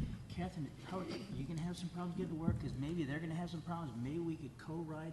I mean, people are going to have to start solutioning here. And they're going to, if we don't talk to them, they'll feel like they're solutioning because the big old school district made them do it. Which is why I think, I don't know if waiting and we've done that, we do this, it's not the first time we've ever done this, so I don't know if waiting is really the best, because then you just delay the communication piece. Yeah, and I would agree with you, Mr. Miller, if we were asking, this is the first time you were going to see it and we're asking you to take action. Really, the way I understood board work sessions to work when we created them is to have this type of dialogue around the table and to decide if it's something we want to move ahead on or what's the timing. I mean, that's really the input that we're looking for at board work sessions. So, What I think is that we need to have this rich discussion at a different time, because to me, it's not just about bus routes. If we're going to try to communicate with parents in a better way, then we can't just limit it to things like a bus route. We've discussed GPA, so we need to communicate with our parents, all of our parents who are high school students, on, hey, we're making a decision on GPA or class rank or class schedule. So to me, I'm hoping that the community will want to be interested in more than the transportation and all of the decisions, because everything on the agenda affects our children. And so it's not just this one. And so if we're going to try to figure out a policy on how to communicate better with our parents, it must be an overall policy, because everything affects them, and we need to make sure that we're not just hitting the things that the parents are concerned about. We need to encourage the parents to be more of a conversation about the educational issues within the school district that they're not currently aware of. Christy, I think it's a great point, but what you just did was gave us a 6 months project, and what we've got right here is an opportunity, because the notifications went out, to show, you see, in retrospect, I think we'd all agree, maybe what we should have put out was got in touch with these parents, maybe given them a personal communications, but we didn't. And so now we're kind of making up for it. You're right. We need to get parents involved in all of those things. But what happens is every time we take an opportunity to seize the moment and step back and do something bigger, we lose the opportunity to seize the moment. This is a chance to talk with these parents, albeit small, and I think it can be done with a limited number of staff, and figure out what their real concerns are. I would gather their real concerns are not what they're sending in the emails. Just typically we find this, right? And so it's an opportunity to do something now, and then when it comes back to us, we'll have more information. I think we'll have more people on our side because we reached out to them personally and engaged with them and listened with them. And then, Christy, I absolutely agree. I think we need to do this on a broader scale.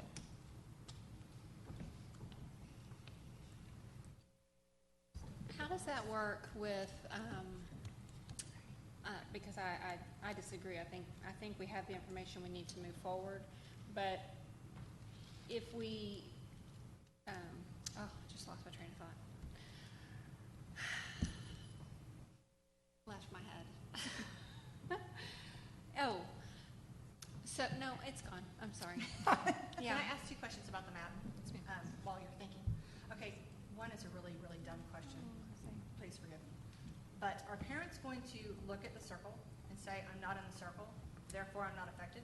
No, that was just more so a visual of that particular area and designating just the general area of that. So when we would send out communication, it would be to any riders that were in that area per the route rosters. There are another unique thing with the majority of our hazardous routes is that most of them are connected to a 2-mile portion of that route as well. So we do have some 2-mile only, we do have some hazardous only, but we also have a lot of 2-mile plus hazardous. So there are portions of those routes that would continue on, especially further down Lebanon where there is still significant construction or that is or outside of that 2-mile mark.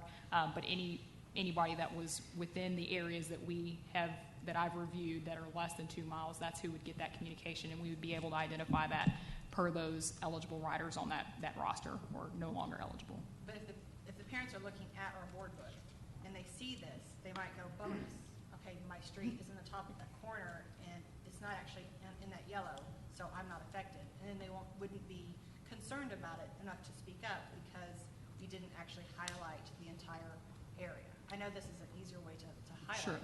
But I'm afraid that we might be misleading some parents if we don't specifically draw the entire box around the entire highlighted area while we're posting on our board book to make sure that the parents are aware, yes, you are included, instead of this is a general area and includes everybody. I know that's more work to I understand draw that, but I know this is a stupid question. I agree with you. No. If we did decide to redo Hicks, would Valley Ridge not be within the same characteristics of a 4-lane road with high speeds that is currently deemed to be going away? Is that not the same? And so just to kind of explain the criteria, The speed limit is not the only thing that dictates, and so But that's as a parent, we sure. understand. And so that's kind of the risk that we run, is that when you say that in one area that 45 mile an hour speed limit is dictating that we're not going to deem that area as not being hazardous anymore, you would have to apply that across the board. And there are plenty of portions of the district where 45 miles an hour is not only a speed limit, but that don't also have school zones so 45 miles an hour on certain portions of certain roads is the standing speed limit at all times with no school zones provided. And they're still not deemed hazardous. And there are portions of these areas that have been recommended that also have school zones that slow that speed limit from 45 to 25 or 20 miles an hour during the designated times that students would be walking. But that's just one part of 8 criteria that, when scored per the state's scoring criteria, that would produce a score of less than 500 that would make it not hazardous. Could you send us a copy of what that scoring Yes, ma'am. criteria that you used? Thank you. Then last question for Shadow Ridge. What's the, how would they walk to get there? There's a portion of Lake Forest Boulevard that extends down to Aberdeen, and previously Aberdeen was a sidewalk that was being completed that's right along the front portion of Shadow Ridge Middle School, and that has now been completed. So they would be going east? They're walking south down Lake Forest Boulevard.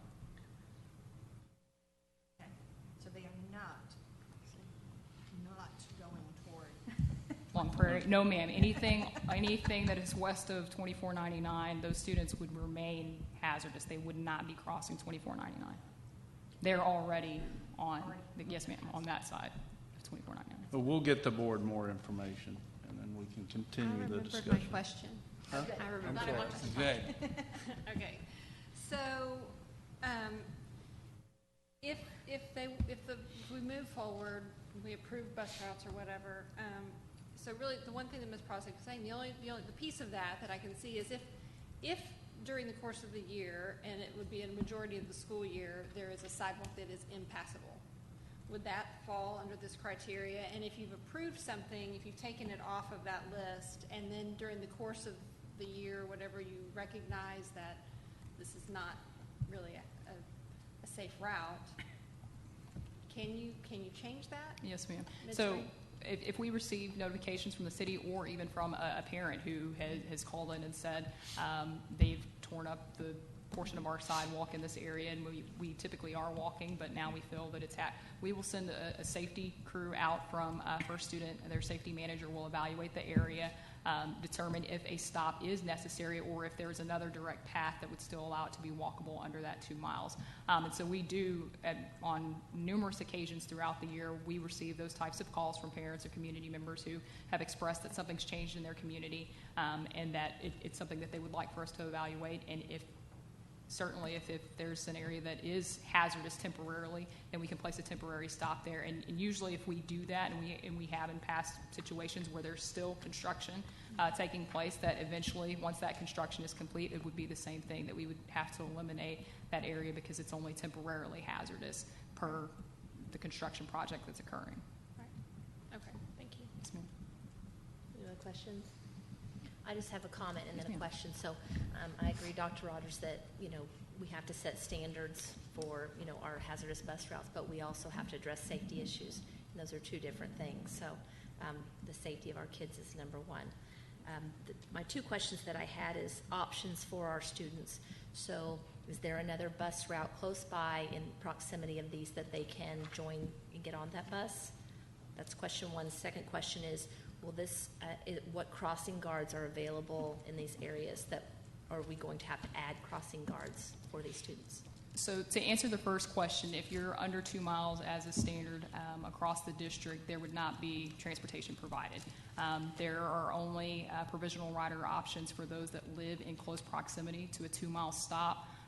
And that is only if there is room on that bus, but we would not be adding an additional bus to service students that no longer met the state's definition of eligibility. In terms of what was your second? Crossing guards. So the state's criteria does not dictate that we have to have crossing guards in any areas either.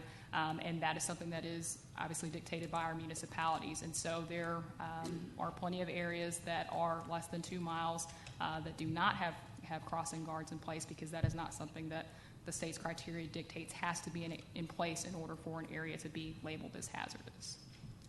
And for most cases, the municipalities provide crossing guards. Yes, sir. Not LISD. I want to clarify that Frisco does not provide That's crossing correct. guards for hits. You're right. That's why I said most, because Frisco is the exception. I just wanted to know if there was one in this area, so if they did have to cross, if there was one available. There's not currently, I don't Yeah. believe. I know there is right in front of the campus, but I'm not thinking that there's one currently. Thank you. So what does the board feel about postponing this until May, or do we have enough information to go ahead and make a decision at the April board meeting? Thoughts? I'd like some more information. Ms. Hassett? I'd like to see that we reach out to our community and, rather than dictate that we engage them. Okay, hang on. Ms. Timish? For me, it's going to be really important that we have equity for, if we make a decision, I want to make sure that all of the kids that are currently, I want to make sure that, I agree with putting the safety first, but I want to make sure that we're being consistent across the district, because not all of our parents can be engaged. I just really want to make sure we're looking at all of the students and we have the same standard for all of our students. Ms. Sells? I agree with the equity, but I also agree that I think that we need to communicate. So do you want to? I would rather postpone it to May. Mr. Miller? Yeah, I agree. I think we all want equity, but what we're doing here is we're telling somebody something's going to change, not communicated well with them, of course, and they are reacting to it. I think we may get to equity here if we go out and engage them and have some discussions. It doesn't matter what I think at this point. All right, so could we get an update from Frisco, the city of Frisco, to find out about their issues? Yeah, we'll reach out. Okay. And to the HOA. Okay, thank you. Thank you. Thank you, Mike Ms. Adams. Brasfield. Thank you. Okay, consider 2017 bond year two projects and proposed architect selections. Mr. Ball. Thank you, Ms. Cox. Mr. Fight and Mr. Hughes are making their way to the microphone, and we have this list that is in board book of the projects that are recommended for the board's action next week, as being named as year two projects, and also assigning the architects. And these are primarily the projects that were identified as year two projects originally, with the exception that we have backed up the Hedrick Middle School to year two to keep our word with the elementary school that they would have another year in that school in preparation for that situation. And then we have moved up all of the hardening of the entrance type projects, the security type projects. So with those two primary changes, the remainder of these projects are those that were identified as year two projects from the outset.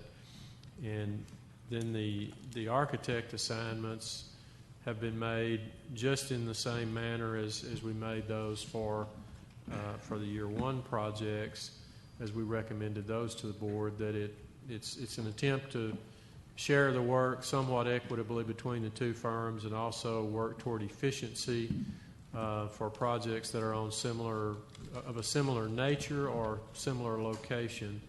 And that's pretty much how those selections were made. And so certainly we'd be happy, and these gentlemen would be happy to answer any questions the board might have about these projects.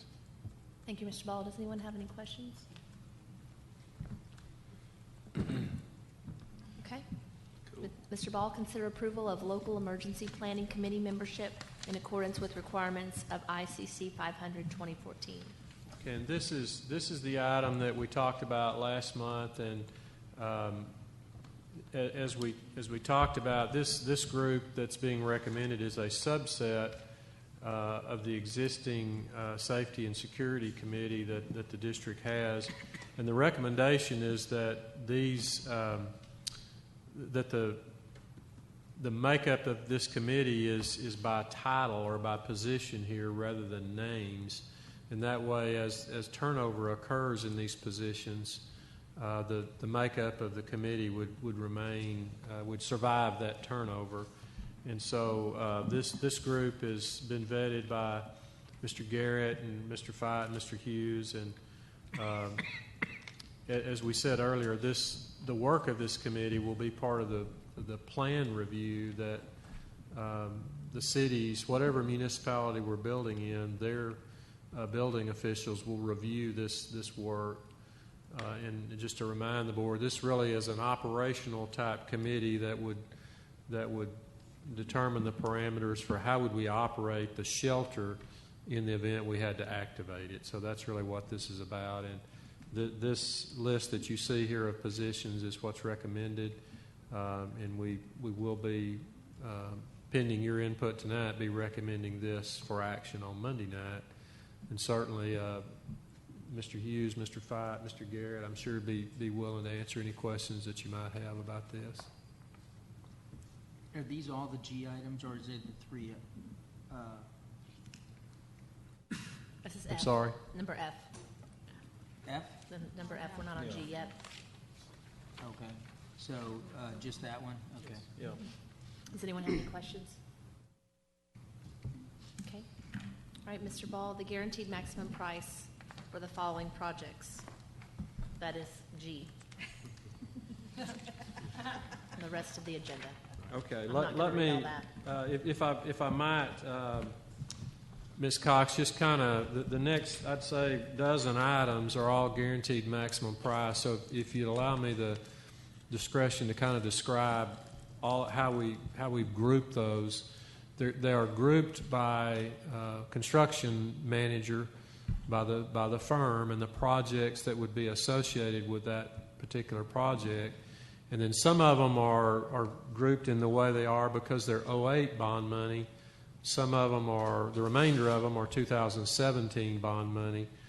And all of these projects are under the budget that's been assigned by the board, with the exception of one, and that's the Old Settlers, and we'll certainly talk about that. But the rest of these are just normal projects that were part of the bond work that the Facilities Advisory Committee did. And the other exception to that is the Colony athletic facility. So kind of that, with that background, the first one to come up is the Creekside Elementary 20-year refresh, and that's with Poe Construction. And that guaranteed maximum price is listed there. And that is $4,926,019, and certainly these guys can answer any questions that the board may have about that. Yeah, and Ms. Cox, if the board is willing, we'd just like to sort of take each item, ask if there's any input. As he said, most of it's pretty black and white. There are some issues that we know we want to dive into about Old Settlers, about the Colony, but most of it's pretty clear cut. But certainly, are there questions about Creekside? Yeah, I was just curious what work is going to be done this summer, and what work is going to be done next summer, and is there a price differential because it's a year? Do you understand my? It's a great question. Absolutely. So to preface this, all of our contractors were told up front that we have a shortened schedule this summer, and so not only on the 20-year refreshes, but all of our projects, we had to think about approach and the best way to tackle these projects. The good thing, if you remember, we had 3 separate contractors doing 3 separate 20-year refreshes, and each one has a unique approach. And so with Creekside specifically, summer 1 is essentially taking half the building and doing half the building. So as you walk in, it'll be the office areas, the cafeteria, and the wing to the right. Summer 2 would be the library, gyms, and the wing to the left. And so that's unique to Creekside. So I'll get to the others as we work through these. And there's not going to be like a cost adjustment because do you understand what I'm saying? Because yes, ma'am. So we're doing it this year because in several of the other ones it was like, oh, it's a year later, so right. costs more. So the difference with these is these were bid that way. So the subs knew coming to the table, hey, we're not going back next year to take bids again for subs for year 2. This is a total project price, and they bid it that way. Thank you. And the math that we have to do in that scenario is to weigh out the additional costs of overtime and the constraints of weekend work that's in some of our municipalities is not even allowed versus the general conditions for the second summer. And as Mr. Fite said, all of those projects were bid with those constraints in mind, and discussions were held with the CM at risk. That's one of the advantages of having the CM at risk on board, is we have the opportunity to have those discussions up front to really pick their brains about what's the most efficient way to do these projects. And those discussions have occurred on all of these projects, much like Randy talked about. Are the hardening of the facilities included in the 20-year refresh, or are those separate? So when you do that half including the office? Yes, ma'am. Yes, so the 20-year refreshes do include the hardening of the entrances. So.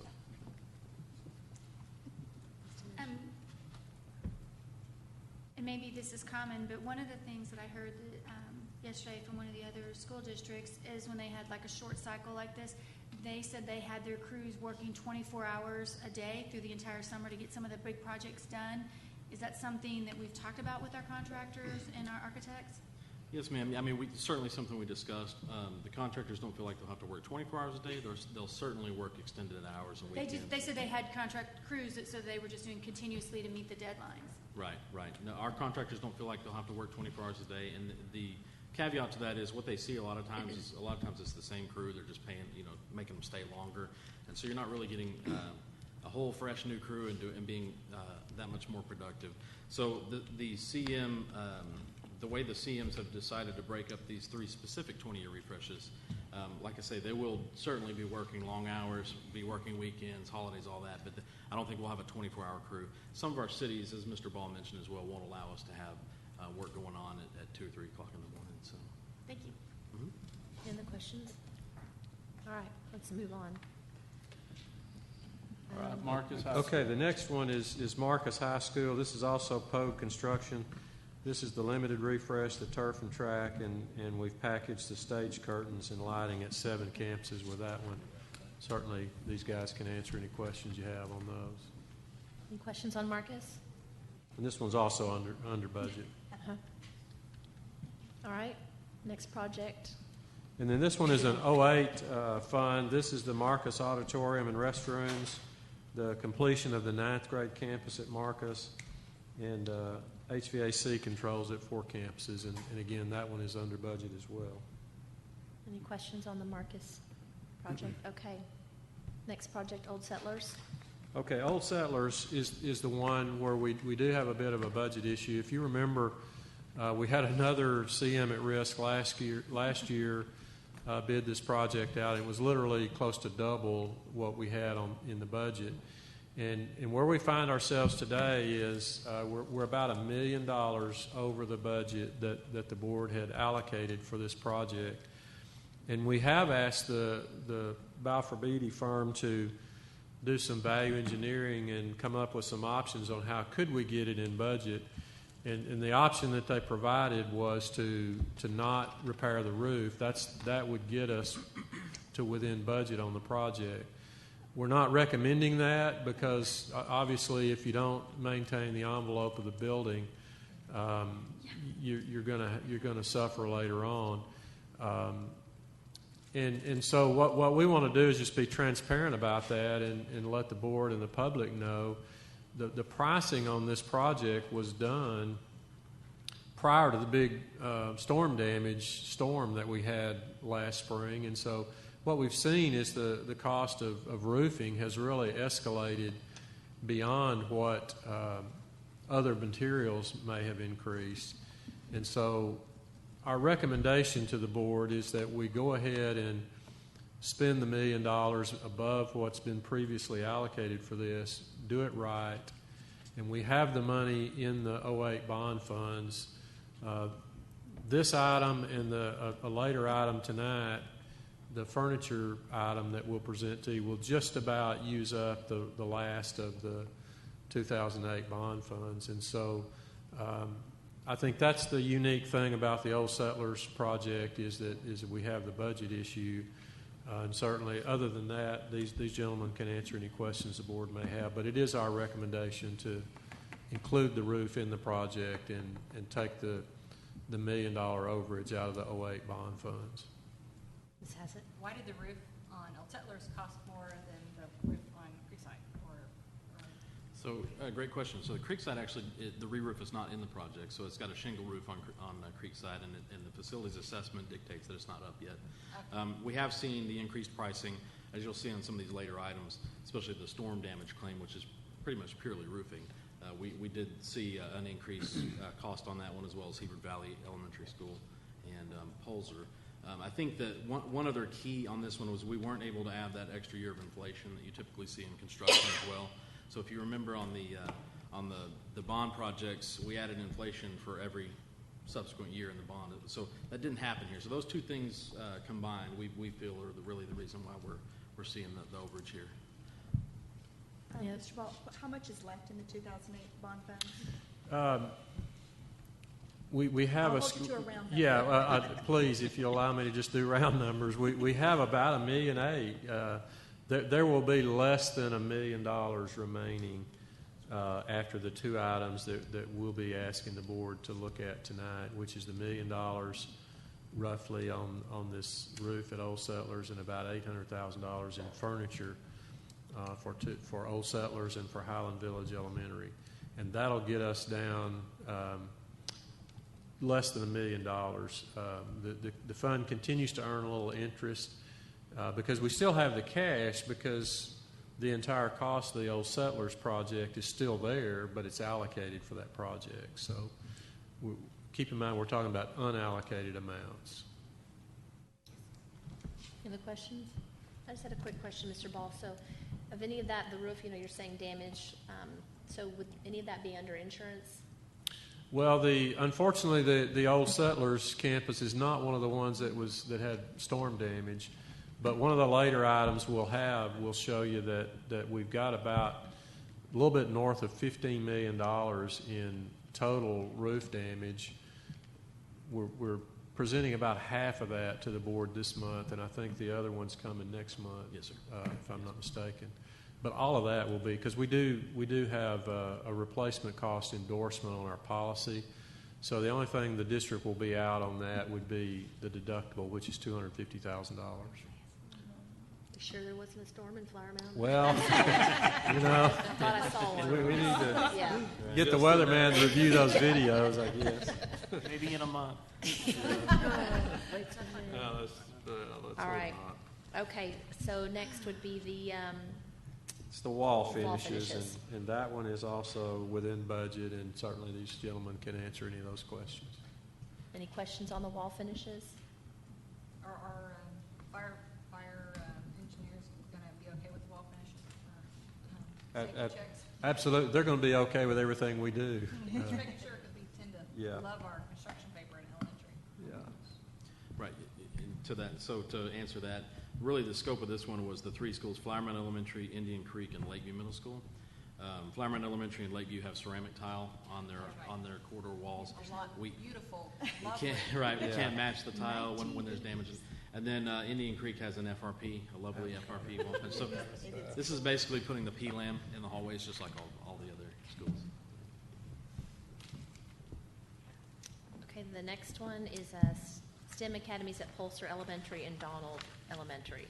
And this one is packaged with the 20-year refresh at Polzer. While we're there, we'll do the STEM Academy work, and we packaged with that in order to provide some sort of parity between the two elementary STEM academies. We'll also do the Donald Elementary STEM work in conjunction with this project, and it is also within budget. And Randy, on the STEM part alone for Donald, what was it, about $500,000? Yes, sir. Yeah, roughly. Okay, so $500,000 to create some science classrooms and that. So that's the STEM part of it. Can you explain that in further detail? So I thought the classrooms were already there, which is why the schools Yeah. were chosen. So what do you mean by adding classrooms? No, it's basically doing renovation in a handful of classrooms, adding sinks so they can be labs is the biggest piece of that. Furniture and casework would be the other piece, just things that lend themselves more towards the STEM academy. And then the library was also another piece that is in the project. So with both Polzer and Donald, we're really kind of transforming that library, taking out some of the walls on the exterior, creating the maker space, doing the things that lend themselves towards the STEM academy. Quite a bit of branding that goes on with that as well, as you come in signage and some different murals that say STEM, this is STEM campus. I can assure you the list of requests was a lot longer than I approved. Well, and I presume, I mean, I'm not an architect or a contractor, but I presume the plumbing, because it can be very costly, we're not using something we are connecting to. So I'm presuming we're using a classroom that connects to water, that there won't be additional cost to just create the plumbing? Yes, ma'am. Actually, both principals had already worked before we got on the scene to try and figure out a classroom that made sense, that already had water close by. Okay. So, yes, ma'am. It's not a huge expense, as Dr. Rogers said. Okay, good. Can't get much for That can be very costly. $500,000 these days, and so we're really making the best of the money on those two. Okay. I want to talk about the approach on that one. Yes, yeah. So this is one to probably mention, the approach on the Polzer 20-year refresh, not the STEM Academy portion. The STEM Academy portion is both summer one. The CMA feels like they can get that work done. As we mentioned earlier, really the one caveat we told the CMs up front was, as you develop your approach to these projects, specifically the 20-year refresh, the one caveat is we are only moving teachers once. That's what we said this whole process through the bond. And so the approach on this one, this is Jackson Construction. In summer one, they're going to do the roof and rooftop units, and then basically work ceiling and above. They're going to come in and put protection on the walls. They feel like we don't have to move a ton of stuff out of the room, basically just the classroom furniture, and their crews will handle that. They'll bring that back in. And then summer two, it'll be the below ceiling work, so the flooring, paint, tack walls, marker boards, casework. And part of the reason for that is the lead time on the casework. Jackson felt like they needed to have that extra time to get the casework in on this one. Pogue was able to secure the casework on Creekside. But casework is one of the ones, there's only a handful of vendors. There's a ton of districts that do work during the summer, and so that's a big component of that. We don't want to come back. We don't want to start those classrooms summer one and then have to come back and make the teachers move twice. Thank you. Question. Once again, question about hardening. So where does hardening fit in? First year, second year, first year is above, then it would not apply to hardening in the first year? Yes, ma'am.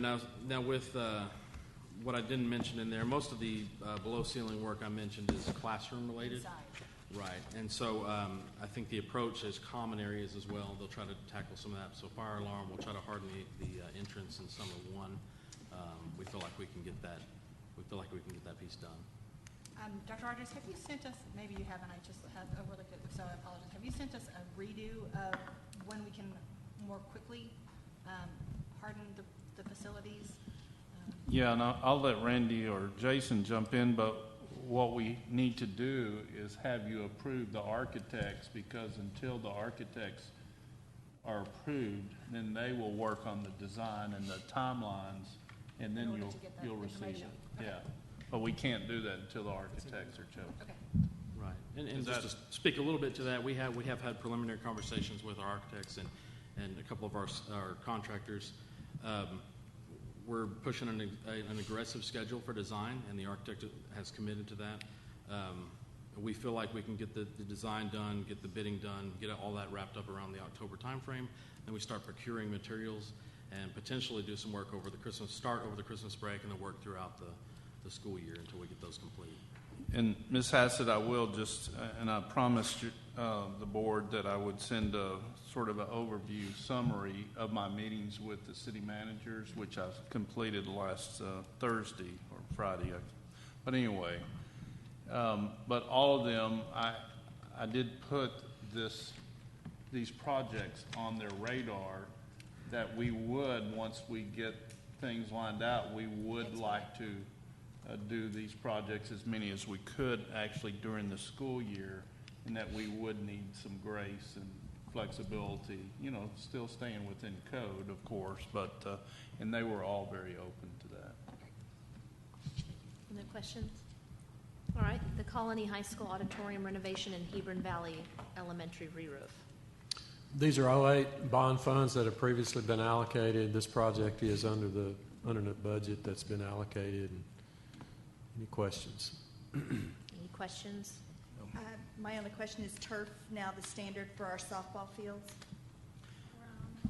That's the next item. Oh, I'm sorry. That's the next one. Oh, sorry. So no questions on this one? No. Okay, we'll move to the Colony High School athletics renovation, the Colony High School softball field replacement. Yeah, and that's a great, I'll jump in. That's a great question, Ms. Prosnick. If you remember when we first discussed the softball field, and just in general the discussion was, would it be possible to even explore having turf on one of our softball fields? Right now, if one of our softball teams or multiple softball teams, as we're fortunate in LISD, make the playoffs, if there's bad weather, we have to find a spot. So really the question to the board, we can do either one.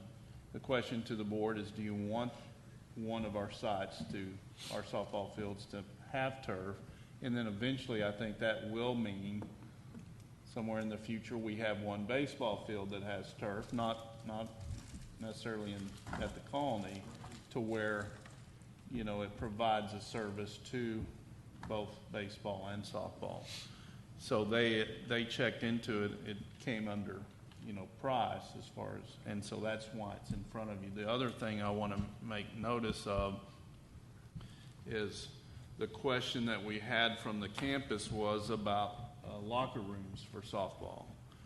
And, my first answer was no, and so I asked Coach Ford to give me a list of softball and baseball programs that have locker rooms by their fields, and it's about 50-50. The thing that then changed my mind is the Colony Baseball has their locker room right by their field, and so I think, if we're not careful, it could potentially be a Title IX. And so I was very pleased to find out that could be done still within budget. All right, so that's why that topic's there as far as for consideration by the board. So, as I recall from that lovely long day in July from a couple years back, was about maintenance on turf versus maintenance on grass. So what are we looking at for that? We have seen some studies recently that does prove out that turf is a viable option at this point. It seems to be at least getting a lot more equal. Again, where you're going to gain all your efficiencies are in your amount of use that you can have, especially during these times of inclement weather. So I think it's getting closer. I don't have those numbers with me. I could certainly pull some of those from the different studies. But again, we won't have it's the mowing, use. the treatment. Yeah, the trade-off is the herbicide, the fertilizer, the mowing, and all of that versus the finite life that the turf has, that there's some sort of replacement cost each year that has to accumulate. And as Jason said, there's only so much use that a natural grass field can have, and you can't play on them when they're wet. And so the intangible that the turf brings is more utilization without destroying the field, and the ability to play shortly after inclement weather. The other thing I would add is that we are seeing this as a trend amongst many other districts in this area. Almost all of them have one or almost all of them at this time as turf. And so we are seeing that trend. I think it makes a lot of sense. I think that you're going to have to then just put in your head that as other schools come up, that needs to be on the horizon to replace them. I mean, I just don't think that it kind of goes back to the discussion we had when we were doing our bond. If you're trying to create equitable facilities, that's not going to really be seen as equitable unless the plan is down the road to do that when the time comes to do that. And that when you do a baseball field, that it has to be in the context of, well, this is the next one on the, I agree that you probably wouldn't want to put them both at the same school, but it also can't be at the one that just really wants it the most. And that's a great point, Ms. Sheffield. I will tell you, I truly believe that even the softball coaches that won't have turf, short term will be very grateful that they're not going to have to travel to Argyle or find another I side. don't disagree. I think Yeah. from a parent perspective, Yeah. I think it's probably less about coaches, Yeah. more from No, a community perspective. Yeah, absolutely. Will there be more preparation because of the turf? I don't understand how that works, but will you have to flatten the field, or will there be more work because we're putting in the It turf? is. You do have to do quite a bit more surface preparation. In fact, there's an in-ground drainage system that has to go in completely underneath that, and so you have quite a bit of dig out and then placing in the drainage system for that. So will that take longer for the project? It will not take long. So keep in mind, this is a brand new location anyway. So even if we were doing a grass field, we're moving the current location of the softball field, and so you'll have to do site prep either way. Do it either way, okay. Yes, ma'am. And actually, on grass, you have to get that grass established, and so there's a little bit of a time frame there when you know.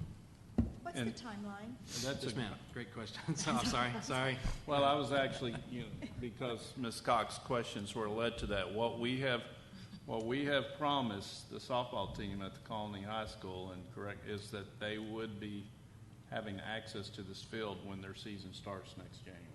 That's correct.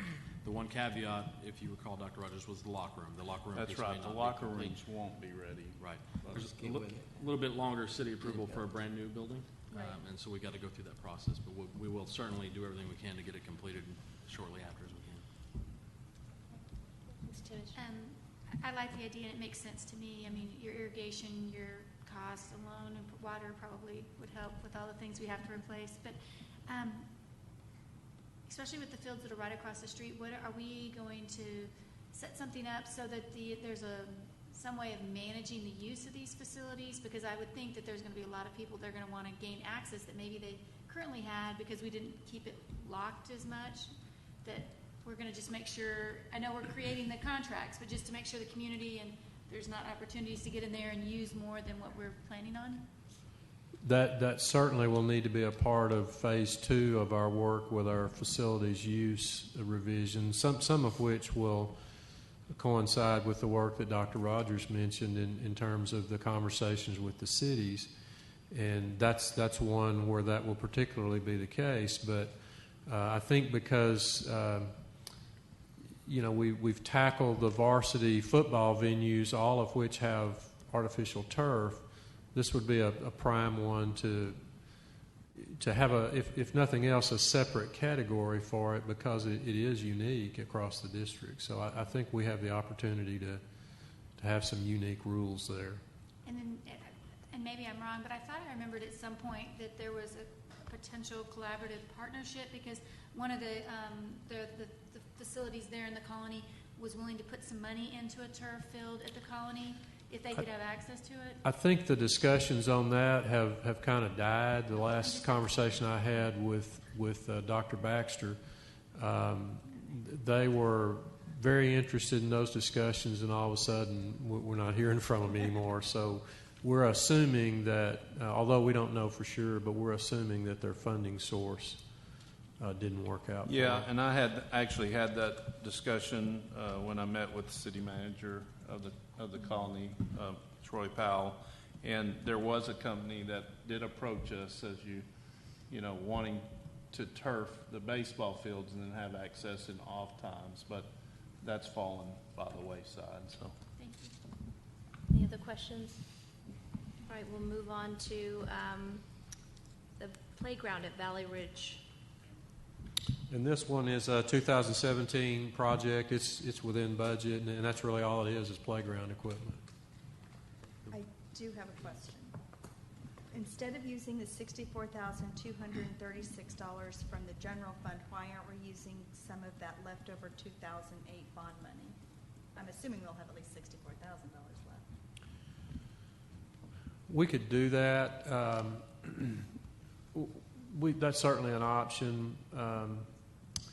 I think the thinking on that was that because that's a one-time deal for a program that after the first year is going to be self-sufficient, that it just made sense to go to the general fund. But certainly it would be an option to use the 08 bond funds, provided that there are, and I think there will be $64,000 left. That's certainly an option. Any other questions? All right, let's move on to North Star Builders bond project for restroom renovations at 8 campuses. And that project is also under budget, and it's exactly what it says. It's restrooms at 8 campuses. Are there any questions? No. I actually have a question. So I'm curious why we would use North Star when Jackson is already going to be at Donald. Why we wouldn't use Jackson at Donald to do that renovation? Wouldn't that be a cost savings because they're already in the campus? Potentially. I mean, at Donald, really all we're doing is the STEM Academy.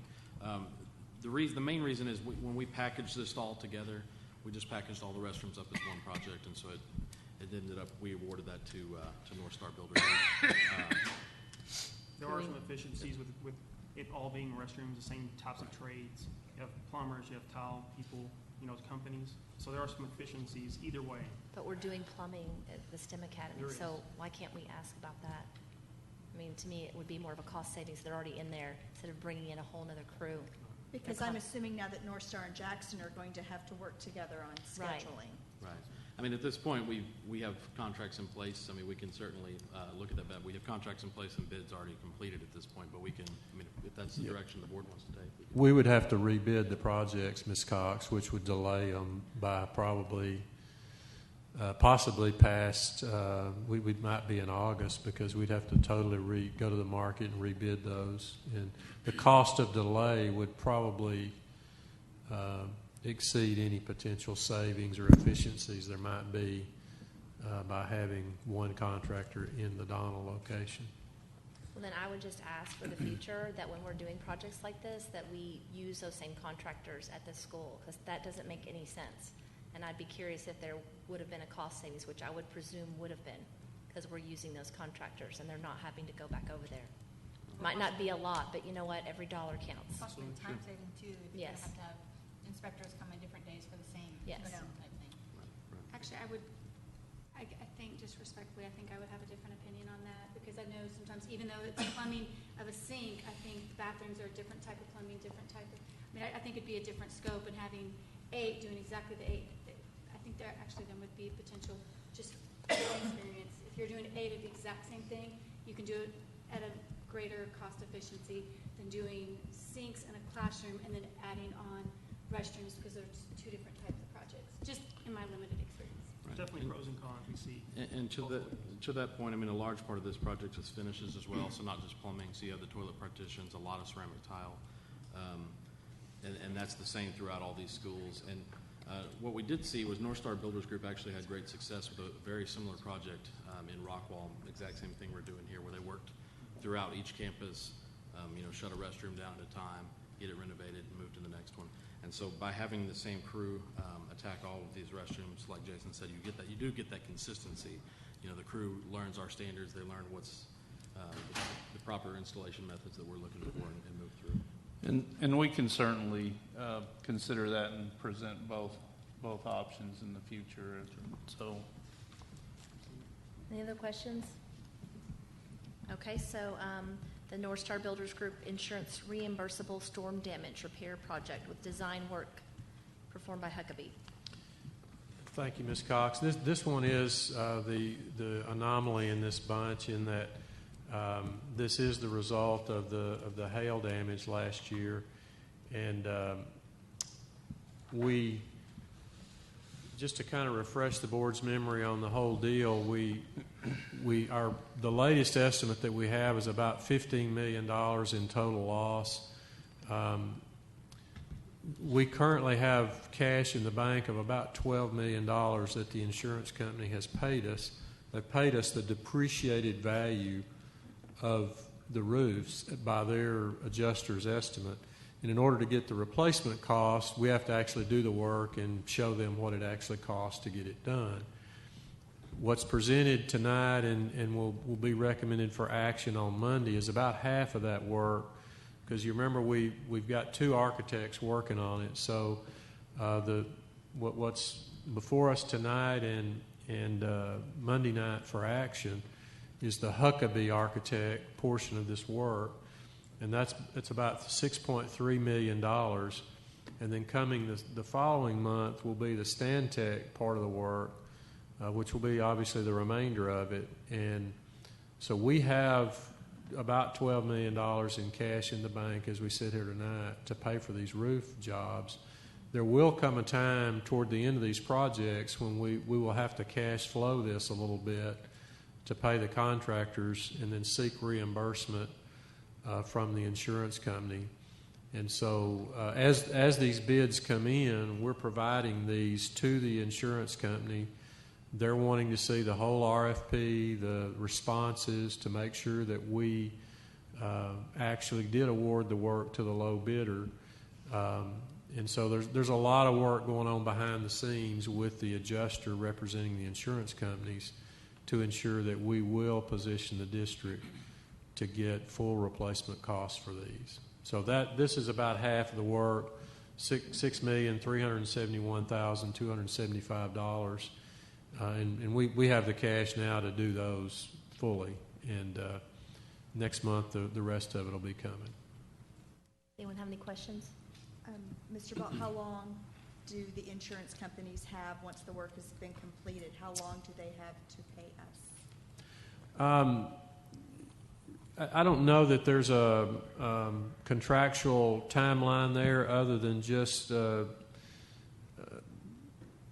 normal insurance world processes. The UCC comes to mind, and those kind of statutes. That's Mr. Crownover's wheelhouse. But what we've negotiated with the insurance company has had to do with the time we have to do the work. And Mr. Martin and his staff did a great job of making that 2-year timeline start when we got the adjuster's report and not the date of the storm. And that bought us about 6 months additional time. But I don't know that we've had discussions about how long they have to pay us.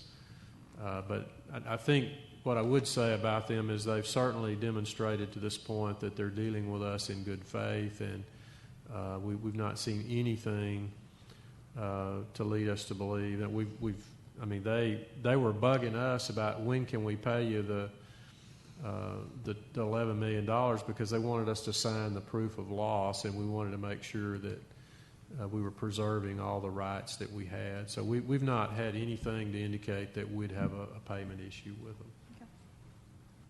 Other questions? Okay, consider the furniture purchase of Old Settlers and Highland Village Elementary with 2008 bond funds. In this item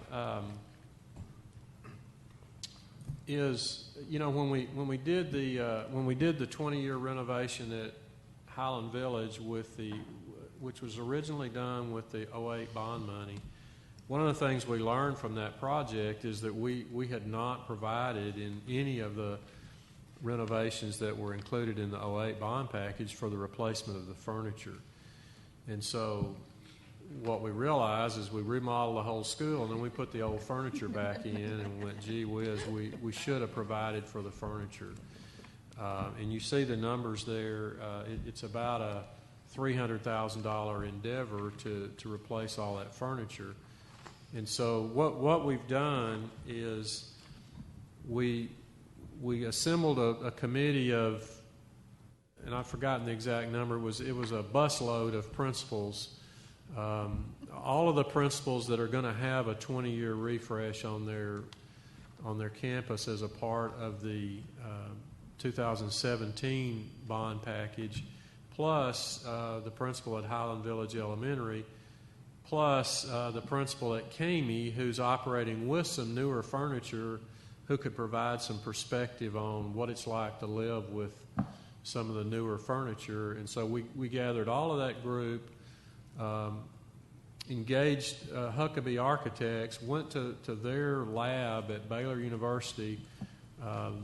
Baylor and Huckabee and the Region Service Center in Waco have a partnership on what's called a Lex Lab, and they do research about how furniture impacts instruction and engagement of students and those kinds of things. So we went down there with a group of principals, spent a day. Then we worked with them on a couple of different occasions after that meeting with the representative from Huckabee to really develop a standard for elementary furniture. And we anticipate doing the same thing soon for secondary furniture.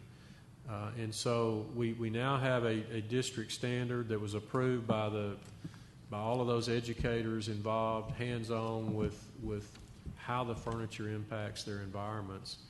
And so this is an outgrowth of that process, and we realized that we need to replace the furniture at Highland Village. And again, the Old Settlers was an 08 project, so when it was done, the pricing was not included in that project for the furniture. And so we've packaged these two campuses together and are requesting the board to authorize us to use some of the 08 bond money to replace the furniture. And then moving forward in all of the 17 bond projects, we did build in money for the furniture. And so this is just the first, coincidentally, the first two that we need to do are 08 packages. So that's the story on the furniture, and we certainly will be recommending, pending your input tonight, that the board approve this. Do we have furniture in our education specifications currently? We do not, but this work that these principals have done provided us with I believe 3 different options from which a principal can choose. So although we haven't, I don't think we've actually incorporated them into the EdSpec document, we certainly can do that. I think that would be a great standard to provide. We can do I think we that. have to be careful, though, to make that a little fluid, because what we say right now as an education standard for furniture might not be what we would want it in 10 years. I'm hoping this document in general is fluid. Yes. Okay, right. That's But true. just as long as everybody has that same understanding about what that looks like. Not chiseled in concrete. Right. So if you recall, another place that we could possibly put that, we have the 2 documents. We have the ed specifications, education specifications. We also have our construction standards document. So that may be a place for that to live potentially, because most of the items in the construction standards document do change over time. So as new furniture, right, as new furniture comes out, or a new irrigation controller comes out, or those are the things that kind of change as we move. But furniture would be something to me that would change with education more so than a construction standard, because this is how we're the best fit for education, just to my thought, but I'm not tied to it. I just have a question, and I'm hoping I'm just going to ask my dumb question. So the Huckabee Architect fee is $11,000 for each campus, and then a 5% contingency fee for any items that may need to be added. So if they decide they need a dozen chairs, we have to pay Huckabee No. Okay. The contingency is not about the fee, and apparently we didn't word that sentence correctly. The contingency is about, we place the order for the furniture, it comes in, and we go, oh, gee, we forgot a desk in room 105, we need another desk. We don't want to have to come back to the board and say, hey, could you? So that's what the contingency is. I thought it was going It's to the furniture itself. That's how I read it. That's a good question. This may Yeah, be a that's a good silly question, question. but what happens to the old furniture, and are we able to recoup any funding from that in salvage? Or do we just bring a big dumpster and trash it? So we do have an avenue. We use Gov Deals in the district to auction a lot of the furniture that we find still has value as we remove it. If it's deemed that it doesn't have value, then we have specific procedures that we would follow to discard of that furniture.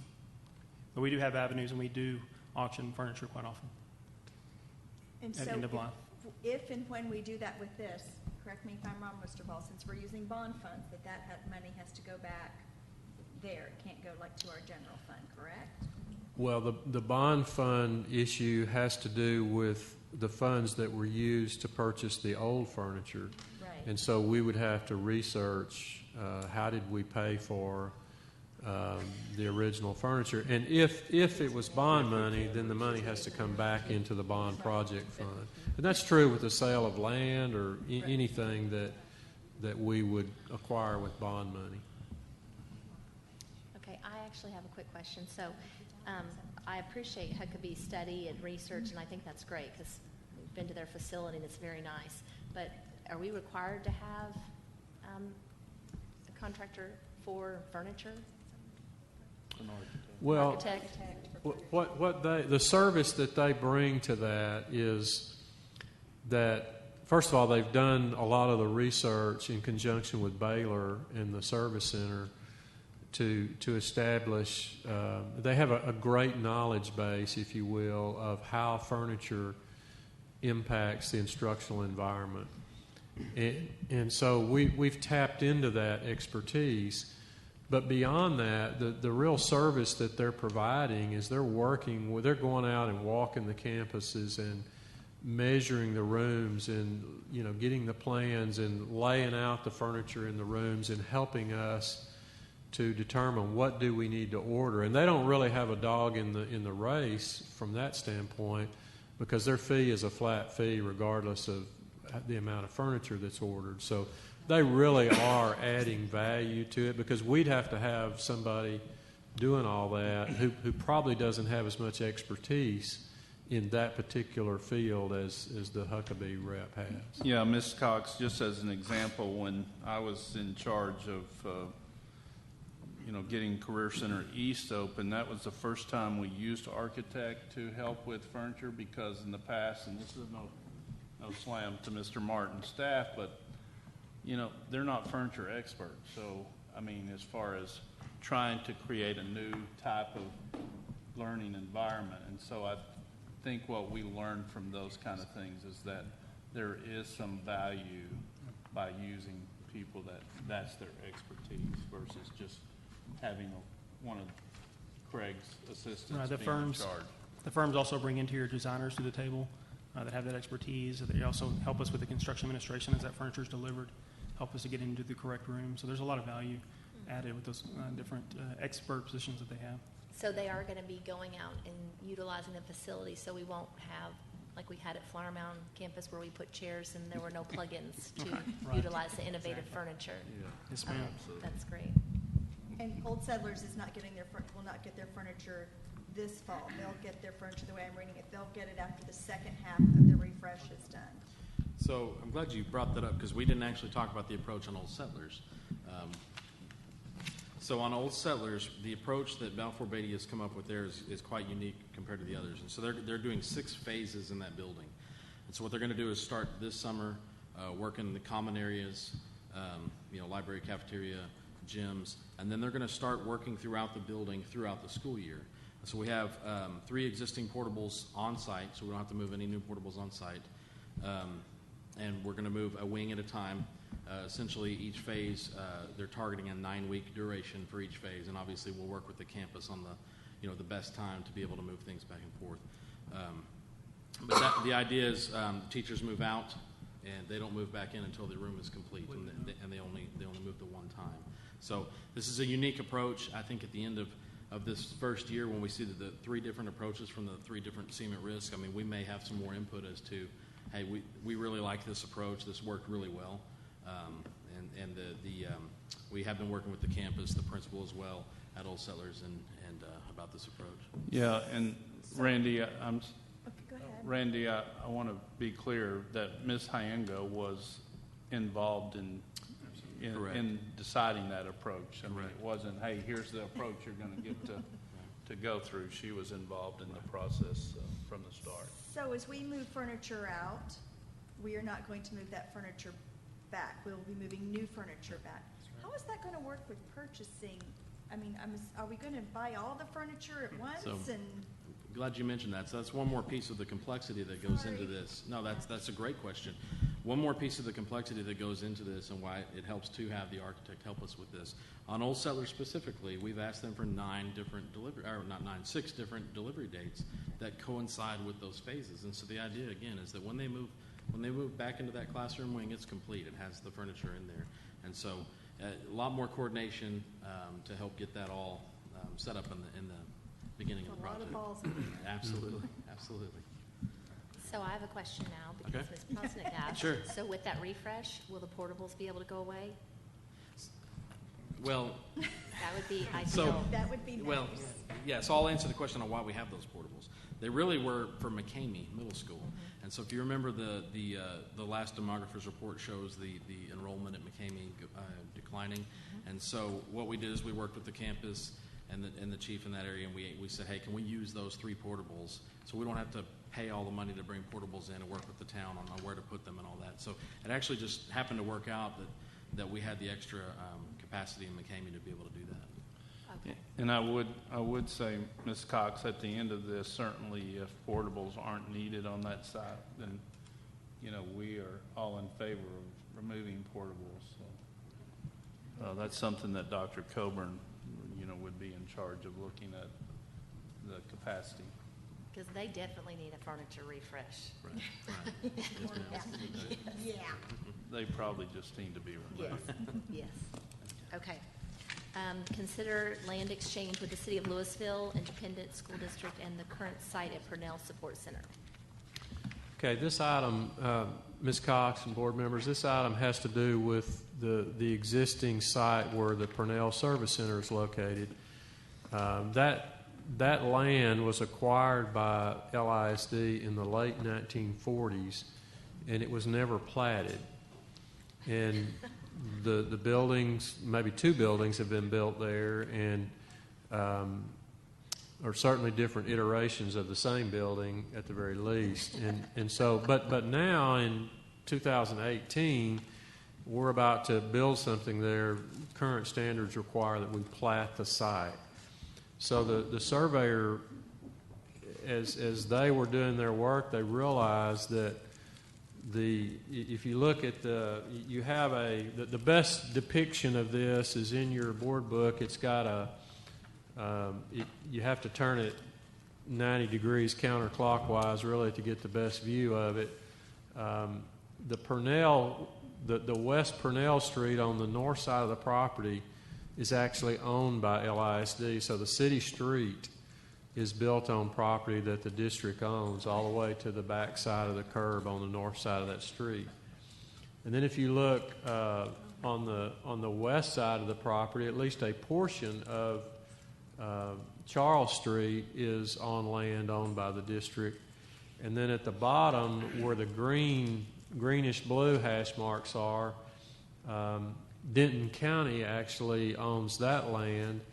And there was an Attorney General's opinion in the early 1960s that provides that when a city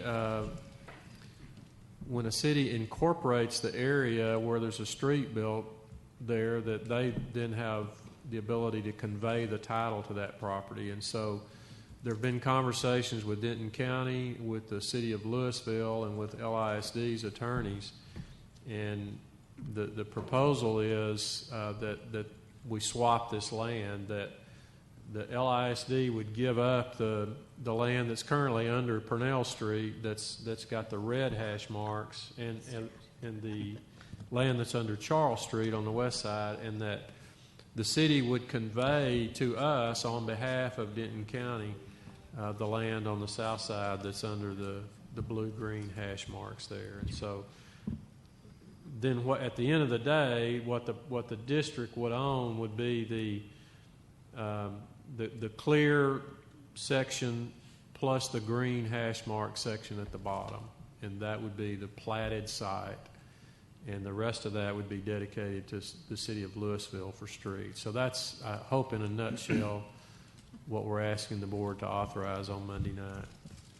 And the caveat is, we just have to think back, this was 1949, so a while back. Yeah. Are there any questions? I actually had a quick question. So the platting and the survey, did those costs, was that district incurred, and did it come out of the general fund, or where did those costs come from? Yes. Go ahead. Go ahead. No, you probably know more about it. So those costs were paid for by the bond funds because we have to have a civil engineer to design the entire elementary school anyway. And so that's part of the service that we pay for, is any surveying, any any of the civil engineering work that goes into that. So we added that into the project? Yes, ma'am. Yes. Okay. Yes. It's just part of the project. Yeah. It was The extra one. Ooh, yeah, if we do that, can we get some stormwater credit? Well, I think I think that's a great question, and I'm glad you brought that up because I should have mentioned that obviously the district's giving up value for land, but we're also giving up, if we don't give up the land, then we assume the responsibility for maintaining the street. And so we're asking the board to take the position, and we believe it's a rational position that the value of the land is offset by relieving us of the obligation for future maintenance of those streets. And utilities. And utilities, yes. So we don't want those obligations moving forward. We don't need a roadway department. Okay, could are add there any some to the questions? Care Center. Okay, consider change of construction delivery method, Dixon Sports Complex, fiber connection project. And this is an item where, when we undertook the 2017 bond program, we asked the board to just say that the construction manager at risk construction delivery method was the method that would provide the best value to the district. And for the vast majority of the cases, we continue to believe that's the case. This fiber project is unique in that we're not designing a building or anything like that, and so there are firms who specialize in installing fiber in right-of-ways, and so there's really not a need for a construction manager. So two things are accomplished by the board taking this action Monday night. Is it saves the percentage that the construction manager at risk would charge us, and it also allows us to not delay the project, and we could get to work as soon as we can do that competitive seal proposal process. And so our hope is to be able to do that project this summer and have the whole purpose of this project, if you remember, is to establish communications with that Dixon athletic complex, because it's a bit of a security issue right now that the only communication is available there is through cell phones. And so we want to establish the ability to make a 911 call from there. We also want to have connectivity with the security cameras and all of that. So we see a little bit of urgency in moving this project forward and believe that this recommendation will accomplish that. Are there any questions? Okay, Dr. Rapp, we did want to go back real quick to Ms. Timish had a clarifying question regarding communities and schools, so Yes.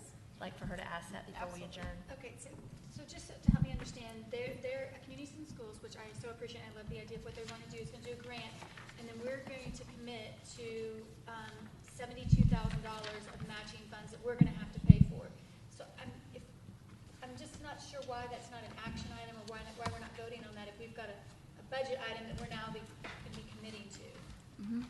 So the $72,000 can come from monies that are already budgeted for communities and schools, okay? Or, as I said, we're looking at Title I monies being a possibility of funding it first.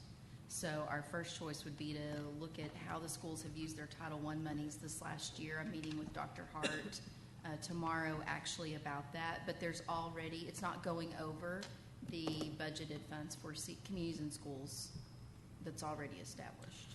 And explain that, because some of our schools, we were originally paying all of the bill, but now, when communities and schools gets more money through their fundraising, then they can make that 60-40, and so that decreases, and so it gives us some wiggle room.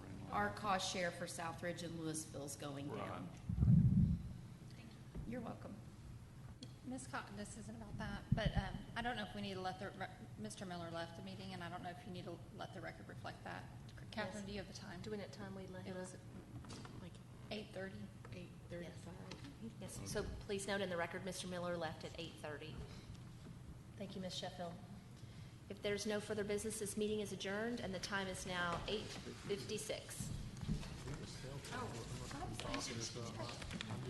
And if you want to sign the letter, I would love to sign that letter. If you'd like to read it. Bring it on down. Don't have to. No pressure.